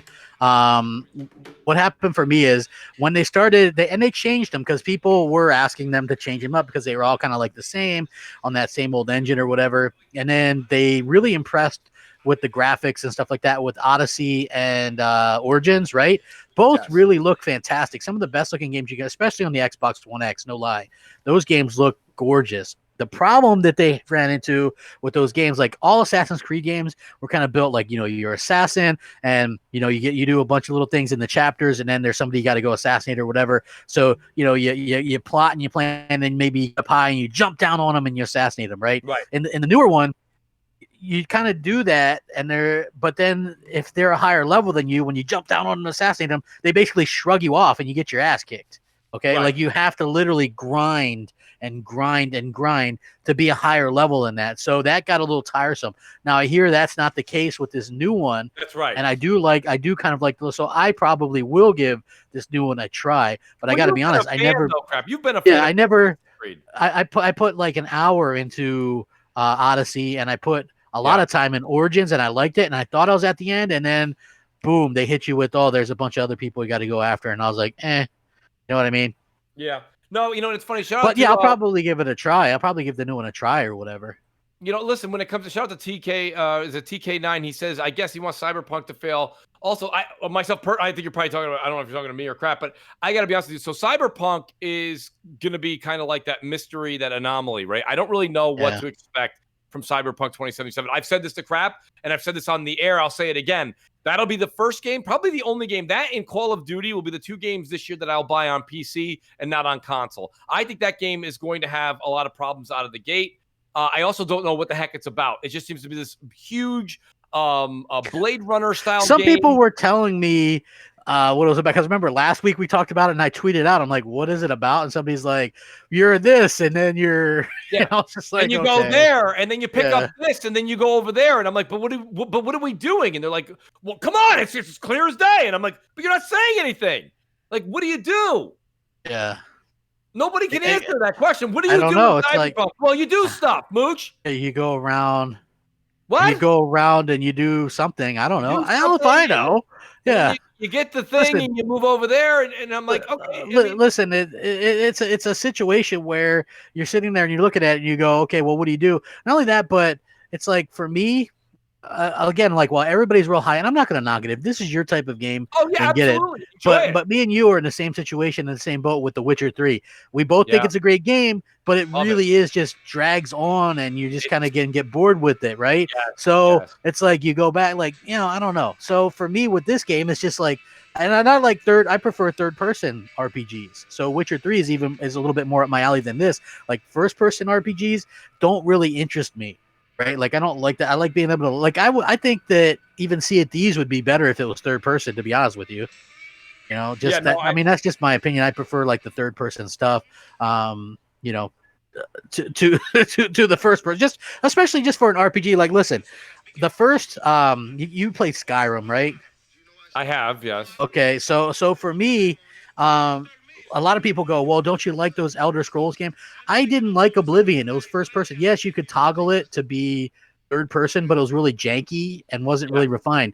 Skyrim was the first game where Bethesda actually did a proper third person perspective, and I love that game. I couldn't, I played it. I even have it on Xbox One, the upgraded version or whatever, and I loved it. Like, it was great. But for me, like, that first person aspect, I'm not a big fan of it when it comes to an RPG. It's one of the big reasons why I don't like Fallout. Like, Fallout to me is just not a great game. Like, I know people love it. And the funny thing is, like, Hellhammer, you like, we used to podcast with them. Every time a Fallout game comes out, he gets suckered by the commercials, right? Oh, that looks really good. Like, I bought him, Fallout New Vegas. I bought him the collector's edition. He played it, gave up on it. I bought him, like, Fallout 4 he bought himself, but he played it for a little while, gave up on it.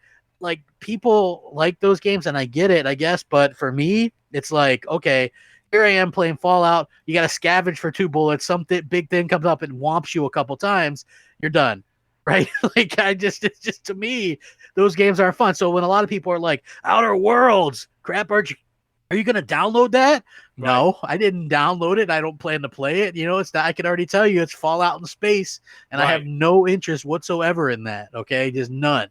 If you like it, hey, more power to you. Hey, but sports. Good morning, guys. Yes, sports have started, guys. We do have the NFL games that have started at 1:00.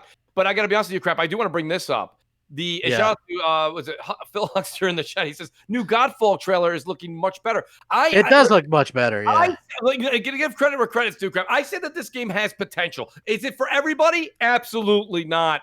But it's looking like a fast-paced Souls game, which I know you're not a Souls guy, Crap. But I don't think this necessarily is Souls, like, only Souls. Well, it's interesting because a lot of people said that new Star Wars game was Souls-like or whatever, and that not necessarily the case, to be honest with you. There were aspects of how they kind of work some of similar gameplay into there. Because you got a block and you got, what I mean? Like, but it wasn't this. All the way back, if you failed a good distance into whatever level you were on in that Star Wars game, Crap, you did have to go back quite a ways in certain instances and redo areas, and enemies all respawned, right? That's a Soul-like feature. It's not Souls-like. You know what I mean? There's a big difference there. So this is, again, another fun game that looks to be very polished. It looks to be, anyways. I don't know, guys. We'll find out more. Probably find out more on Wednesday. But I think Crap, let me ask you. It will be something that I own if it's a launch game. I'll have to see how things are looking. Like, I'm sure we'll get an idea of the other launch lineup games that they're going to have on Wednesday.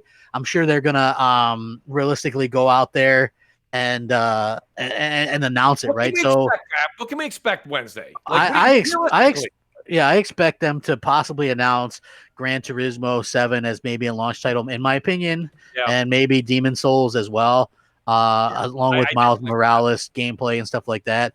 So I would assume that, and they're going to kind of finalize it. I think they're going to have a decent they're going to have a decent first launch lineup, right? Like it's going to be better than the PS4 launch lineup, in my opinion. Just having Spider-Man does and Godfall, and that's much better in my opinion than than the other way. But yeah, so I'm excited by that. I think it's going to be a pretty decent launch lineup. I think that they're going to be able to impress a lot of people and sort of get those games out there, and that's to me that's going to be the most exciting. And then next year, I would love to hear that Ratchet & Clank's going to come by March.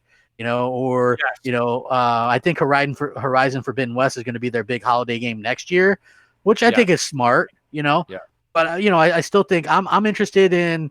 This might not be a big AAA game, but Destruction All Stars interests me, right? I like Destruction Derby type games, so that interests me. I'm very interested to see how these games are going to shape up and when they're going to come out, and we'll know more, maybe any kind of surprises or whatever later on. So yeah, I'm super excited by that. I think it's going to be a fantastic time, and I'm looking forward to seeing it. What about you, Mooch? Mooch, are you there, Mooch? I cannot hear Mooch. Mooch, is anybody there? Am I all alone? Nope, I'm here too. Nova, I'm here with you, Nova. So Nova, what do you expect to see, man? So what I'm expecting to see, I'm definitely expecting to see a new IP. Now we've been hearing rumors that it's going to be something from their old catalog. So this could be Siphon Filter, could be SOCOM, could be something like more cartoony art style game, maybe a new Jack. Who knows what we can be getting, but yeah, I'm expecting to, obviously see the new price points.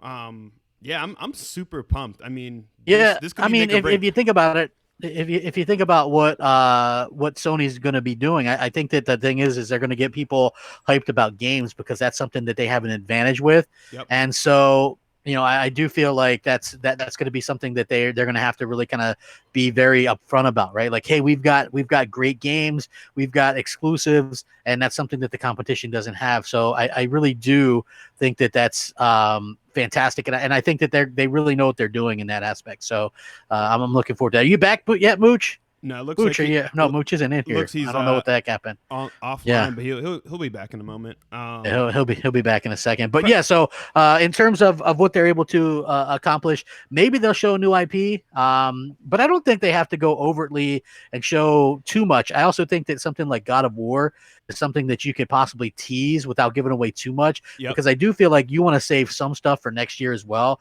Like if you do go to E3, or if things are going to be able to sort of go back to normal next year, you want to have some of those big games to show off against Microsoft, because Microsoft will have stuff eventually coming out at some point, and it's going to really kind of come down to like what stuff looks better. But Sony definitely does have better exclusives and sort of a better idea of what's coming. So I realistically am very happy to be able to see some of that stuff. But I will say, if we do get something like SOCOM coming back, I think that'd be a great thing. Huge. There's rumors that it might just be a multiplayer only kind of deal, which I'm fine with that as well. Definitely. If you just want to do if they do factions as well, I think that'd be great. Get some multiplayer in the mix. Do you remember Silent Hill?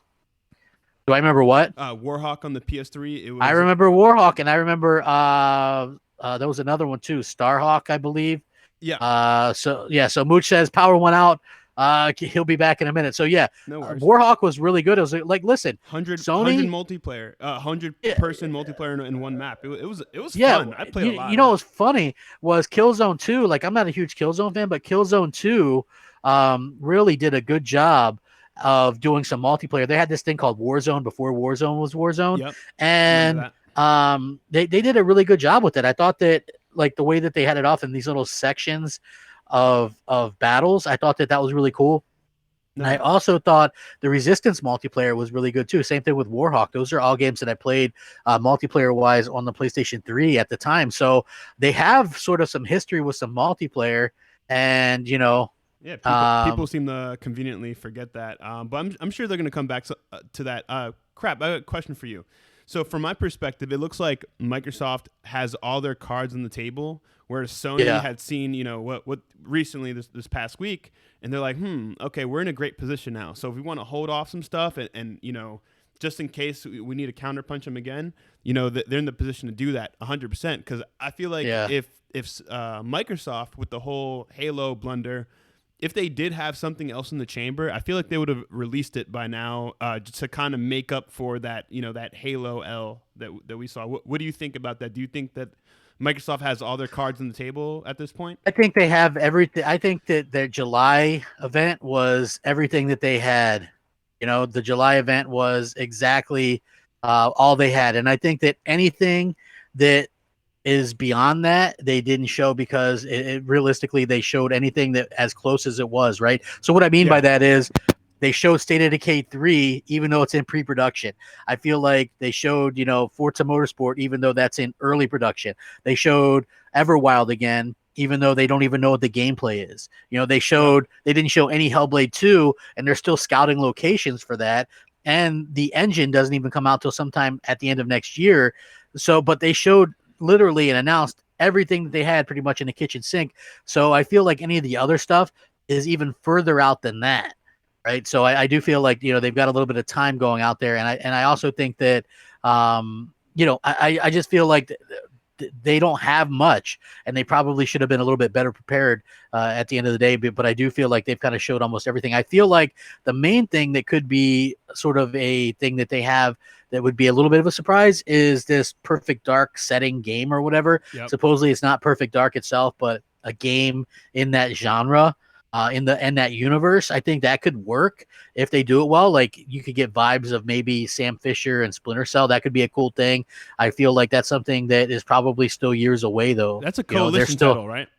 No, that's the Initiative. Initiative. Oh, that's sorry, the Initiative game. Yeah. That's what I meant. Coalition only does Gears of War. So yeah. Unfortunately, we still have these sort of studios that are doing, these studios that are doing sort of IP factories. Because I always thought it was interesting that, as far as their studios go, so Microsoft is like, yeah, these studios are allowed to do whatever they want as long as 343 does Halo, Coalition does Gears, Turn 10 does Forza, right? And Undead Labs does State of Decay games. So to me, like, yeah, their new studios might have some kind of freedom, but I still think that that's not as much freedom as they kind of lead people on to believe. I feel like, Microsoft, we actually did really heard it. We actually did hear from a developer that said Microsoft has like certain things that they don't allow developers to do. So again, that would be something that would be interesting. So Mooch says he's on the comeback trail. It keeps going on and off. Something's going on there, but yeah, we'll keep on going for at least a little bit longer. I don't know exactly what the deals with that, but yeah. So I'm looking forward to what's going to be announced by them this upcoming Wednesday. Obviously they had it. What's very interesting is it looks like this was the day that the next week anyway was going to be when we were going to get the Microsoft and Sony pressers, right? Like that was going to be the day all along. I know they were in this kind of standoff, but Microsoft's was going to be next week. Sony's was going to be next week. Who was going to blink first? We don't really know, but I have a feeling that in my opinion anyway, that both of them kind of had some counter ideas. Like if Microsoft would have announced a $599 Xbox Series X, I don't know if Sony would have followed suit. I still think they would have went $499, and I still think they're going to go $499. But they probably had some kind of contingency plan in place just in case, and I think that would have been a smart thing. But everybody that's here watching, please hit the like button, maybe get us up over 200, and go ahead and share it out and stuff like that. Mooch will be back in a minute after a little bit of a power issues. So yeah, that's going to be a thing. But yeah, again, I'm looking forward to being able to do it. It looks like we're starting to get a lot of interesting information coming out, like the PS5 and the PS5 All Digital Edition. We know what's going to actually come in the box now. This is according to the official documents now. A PlayStation 5 console, you get a wireless controller, 825 gigabyte solid state drive. You get a base for the console to sit on. Which I guess is pretty cool. You get an HDMI cable, AC power cord, a USB cable, an instruction manual, Astro's Playroom, pre-installed game, but you may need to update it. What's cool about that, I know like people might go, oh, well, it's a, that's just a little game or whatever. Astrobot on VR, PSVR is awesome. So good. And yeah, it is so good. Not only that, but this looks like it's just going to be like a non-VR platformer. And I think that could be great. Like that's what, like the Astrobot, I think was a 90 rated game or something along those lines. Plus, so yeah, so this could be their Mario, and so I don't know why people are kind of making fun of it. I think to get a free game right out of the box would be a. Well, I just want to say I'm back. Crap. He's back. Sorry about that, guys. So Verizon literally writes a message to everybody on their phones. There's a commercial outage. Everything's you're not gonna be able to do this. You're not gonna be able to do that. And then all of a sudden, the power kept going on, off, and now it's on. So yeah. We're back. I want to thank Crap and Nova for whatever they were able to do. No, we're just talking about this Wednesday and what's going on. You know what I mean? Like, yes. Well, yeah. Fun Trader in the chat said Mooch had to restart his treadmill, which is very true. Oh wow. he's got to run on his treadmill to be able to get to be able to get power or whatever. I did have a question for Mooch and Crap actually. So from what it looked like from my perspective, because we all know Sony said earlier, in the week that this was supposed to be a week they announced something regarding VR, and we really didn't get anything past that one game. So what it seems like to me, on Sony's 25th anniversary, we talked about this on the Insomniacs podcast, was that Sony, it looks like as soon as they dropped the pricing, the official pricing for the Series X and S, it looks like Sony said, whoa. They halted the brakes. They turned on the alarms at Sony HQ, and they say, whoa, we got the prices. So now instead of revealing anything, they just announced that little VR game, and it looks like they went ahead and pivoted and they said, okay, well, now that we know for sure, Microsoft lost the game of chicken, it seems like that they went ahead and changed things up and said, okay, now that we know what the competitor is doing, now we can really focus on creating whatever the Wednesday's event is. Right. Would you guys agree with that? Do you think they had like a last minute pivot? Well, I don't know how much pivoting was done. I do feel like Sony had a little bit more time to work on their next console because the Pro came out in 2016. So they had a little bit more time to kind of work on kind of what's going on. And I feel like that's sort of benefited them a little bit. Mm-hmm. And I also feel like Microsoft, I feel like everything Microsoft is doing is coming in a little bit hot. So we still haven't seen anything new running on the Xbox Series X, while we've seen a lot of footage on the actual PlayStation 5. So you kind of wonder what's going on there. I just feel like I don't know if, because I saw somebody in the chat say possibly the PS5 was ready last year. I don't know if that's the case. I mean, they just started kind of producing these things or whatever, and we haven't seen any significant leaks, but I don't know that they pivoted that much. I just feel like this would be a completely different year for both these companies if we wouldn't be in like this kind of lockdown pandemic kind of state, and I really do think that that's kind of played a significant role in what's going on. I'm not really making excuses for companies either way, but can you imagine working on large, big budget games and everybody's in their own home? And you know what I'm saying? Like, that doesn't seem very inducive to being able to create a big game. Like, how do you, especially like, and that's not an excuse for the Halo, but you've got 1,500 people working from home on this game. Like, that's how do you combine all those efforts, Crap, when everybody's so many miles apart from each other? Exactly. There's something that's to be said when you're working in the same environment and in traditional work methods that make these games come together. Like, one of the big things when you talk about anybody who has described crunch in the developer's aspect, they are all together basically in one room working diligently to get this thing done in a reasonable amount of time. So now everyone's at home and missing an email, or I didn't get that message, or did you send that attachment? Yep. Right? Exactly. So that's the kind of stuff that delays things. Let me read these super chats, Crap, because I don't know. So far, everything's great over here with Power. I just want to make sure that we don't run into that issue again. The wise old gamer says, rumors state that the PlayStation hardware was ready last year and Microsoft just recently got their box finally. Maybe this could explain the delay, why Microsoft is not ready. That could be a case. And then Kazuya88 says, German retailer says Horizon 2 release 3/30/21. So that March would be 30th, huge. 2021. It's a Tuesday. Horizon 1 was released on a Tuesday too, so placeholder date or not. I still think Crap's right. If Horizon Forbidden West happens to be prepared for 2021, that's a holiday release, Crap. I think holiday release, I mean, I really do think that that's such a big game and such a big franchise. You maybe want to wait until more people have adopted your console before putting it out or whatever. So I think holiday release. But again, they did delay Horizon, the first one, from holiday and pushed it out the following spring to avoid, the big game rush or whatever. So, I mean, if it's ready, it's ready. I just think that, this is a big RPG, and those tend to take a lot more time. And, I just feel like probably holiday would be a better bet. But maybe they have something big for next holiday that we haven't seen yet.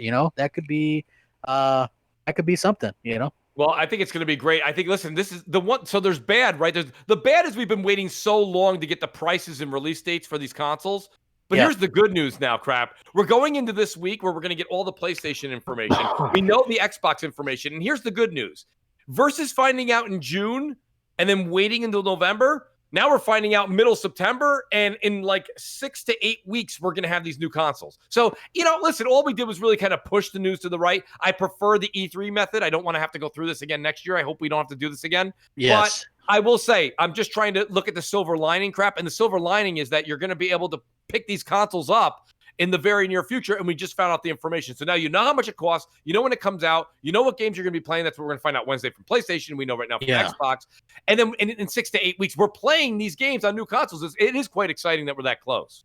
Yeah, and again, the fact that we're getting this stuff literally 2 months out is very interesting, to say the least. So, it is. Again, it is very exciting, and I want to see what Sony have up their sleeves. Listen, it's no secret that I am a little bit disappointed with the way Xbox is going, mostly because they're not showing games, really. They're not really showing games. They're not doing much in the way of surprising people in general. Oh, man, that burp felt good.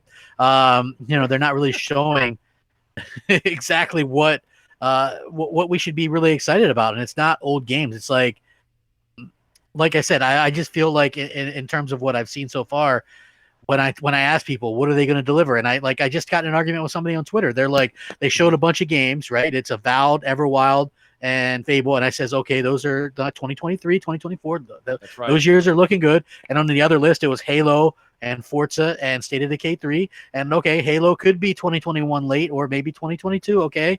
But that's still over a year away from now. That's right. And Forza is in early production, so that's probably either late 2022 or 2023 sometime. State of Decay 3 isn't even in production yet; it's in pre-production. No, that's right. And then there was other games that were old games. So I said, why not just say old games? Like, people keep giving me this kind of runaround, and realistically, it all comes down to old games.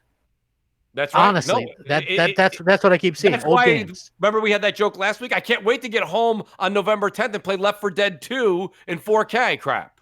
Yeah, exactly. I hope you're I mean, Mooch goes, man, I can't wait to go play Doom 2016 on my new Xbox Series X. I mean, that's really the long and short of it. Honestly, 300 frames. Yeah, 300 frames per second. Oh, man. You haven't played Doom 2016 in 300 frames, Crap? You ain't living yet. Exactly. You know what? You ain't Note to self. I don't want to live. If you get that reference, God bless you. Because we got two super chats here. Let me say, shout out to Yeezus. He says, "What's wrong with Xbox?" He goes, "It took a leak for them to show the Xbox Series S. PlayStation 5 is having a dedicated event, and they control the message. Is it Xbox marketing?" Yeezus, we've been saying this for a very, very, very long time. Xbox marketing, and it's funny because now we're seeing what Aaron Greenberg mentioned a year or two ago again, Crap. They're not going the way of TV, billboards. They're not doing that as much as they used to. Now they're putting their money into these content creators that are like big up the food chain in the YouTube world, like the big boys. And you can see like they're doing that kind of pushing, and they're doing a lot more of the marketing through them, giving them the items, letting them come on shows. Major Nelson's doing more shows. Like Major Nelson was on that Xbox podcast that's new to Kind of Funny Games, right? Yeah. Like he's done all these different shows. Like these are things that Xbox didn't do before. They're doing more of the grassroots. I think isn't that exactly what Aaron Greenberg said they were going to do?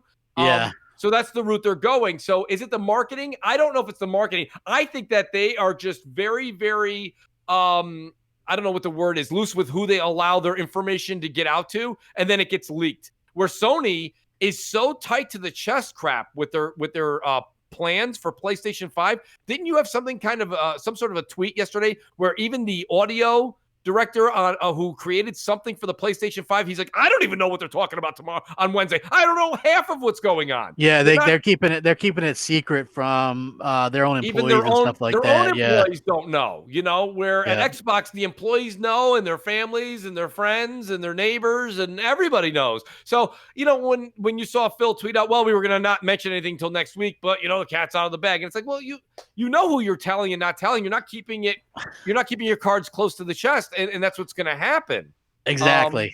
I don't think that's a bad thing necessarily. I think the way that it came out was okay. I'm pretty sure they would have preferred it on their own terms. Absolutely. Frostbite Slash says Sony's event on Wednesday was codenamed Project Nimble, short for Quick Light Movement, which possibly means this event was ready and they were keeping it for when Microsoft announced their prices. Oh, I don't doubt that at all. I think Sony had this thing ready to go for this week. I think Xbox was going to go this week coming up as well. But with that leak that came out late last Sunday night, around midnight, then they had to respond. They couldn't just say, well, that's our product hanging out there. We can't not talk about it for a week. Yeah. I think that's the case. But Sony, again, seemingly going into this very poised, where Xbox seems to have had to, not by their own accord, I guess, but they've had to scramble a bit to get this information out. It's always better crap when the content is presented in a very poised, professional manner versus having to quickly have your PR branch go out there and promote it on the fly, and then have to have Phil and company come out and say, yeah, what you heard was right. Not from us, I agree. But it was right. Yeah. So, it always seems like Xbox is sort of scrambling. You know what I mean? Like they're frantic doing things. You know what I'm saying? Like, and it just seems like PlayStation is much more relaxed, like kind of being chill, sort of like Office Work or Office Space. You know the movie? Yes. Like PlayStation is just there, just kind of chilling, just sitting back. And Xbox is just like always constantly scrambling to cover a leak or patch a hole or do something. And I feel like one of the reasons why Xbox is in that position to begin with is simply for the fact that they have their hands in too many pots. You know what I mean? Like they're streaming over here and Game Pass and PC, and not just PC, not just Windows, but Steam, and then like 40 different Xbox variations, right? Like, so I really do feel like they've got their hands in a little bit too many different things, and that's going to be a bit of a problem sort of going forward. It's funny, that tweet that I tweeted out, somebody that's a Stadia fan actually replied and was like, no, the community is bigger than ever. And I just kind of got a laugh out of that. So that's great. That's so great. No, I think listen, if you like Stadia, that's great. I'm just saying myself personally, with all the expenditures coming up, want to buy something in the 30 series for the cards that are coming out with NVIDIA. You've got the PlayStation 5, PlayStation 5 Digital, Xbox Series S, Xbox Series X, all those games that are coming out that are, at least 3 to 4 games that we know are going to be coming out for PlayStation in Miles Morales, Godfall, what are the other rumors there? There's supposedly Demon Souls, I think, is all but certain at this point. We've seen the graphical. I mean, they were teasing that months and months ago. Yeah. And now there's rumors that possibly even GT Gran Turismo 7 will be ready. So I mean, I'm just saying myself personally, even at $10 a month, I tried it. I gave it a shot. I liked it. I think I'm going to wait until I see a little bit more come out of the tech world in streaming and in cloud streaming games, and then I'll maybe jump back into it. Crap, we are well over the 2-hour mark, and we have had an outstanding show today. I apologize. Hell of a show. 5-6 minutes where the power just turned on and off. Hey, listen, power does what it wants. It does whatever it wants. I'm just here for the ride. So, it was great that you and Nova could hold it down. You guys are true professionals. No problem. So I knew that there was nothing to worry about there. But guys, what an outstanding, just a great chat today, Crap. Awesome panel we had here. Absolutely. With you and Nova. Love it. Always a big fan. We got sports for the rest of the day, which is great. Try to sneak a little gaming in between on halftime and maybe between your 1 o'clock and 4 o'clock games on the East Coast. I don't know, Crap. Anything else you want to say before we go? I think I'm going to be on Weapon Wheel podcast tonight. So yeah, be on the lookout for that. Everyone check that out. Totally check that out. I'll be listening. And Nova, anything you want to promote? Insomniac's podcast. this week we're going to move it to Wednesday. So you're going to have a fresh take right after Sony's event. I'm really looking forward to it. So yeah, guys, check me out there. If you want to find that, just search the Insomniacs podcast on YouTube and you should find me. Also, go Ravens. Shout out to you, Crap. Yeah, for sure. My Giants don't play till tomorrow night, so I get to relax today, enjoy all that great football food, and then I'll worry my ass off tomorrow because we don't know how that's going to end up. Absolutely. But, yeah, guys, we'll do this again next Sunday on Crab's channel. Guys, do please hit the subscribe button, hit the like button, hit the notification bell. Check out Nova's channel. Check out Crapgamer Reviews, and we'll see you guys next Sunday morning, 11:30 Eastern Time. Peace. Peace out, Later. guys. Later.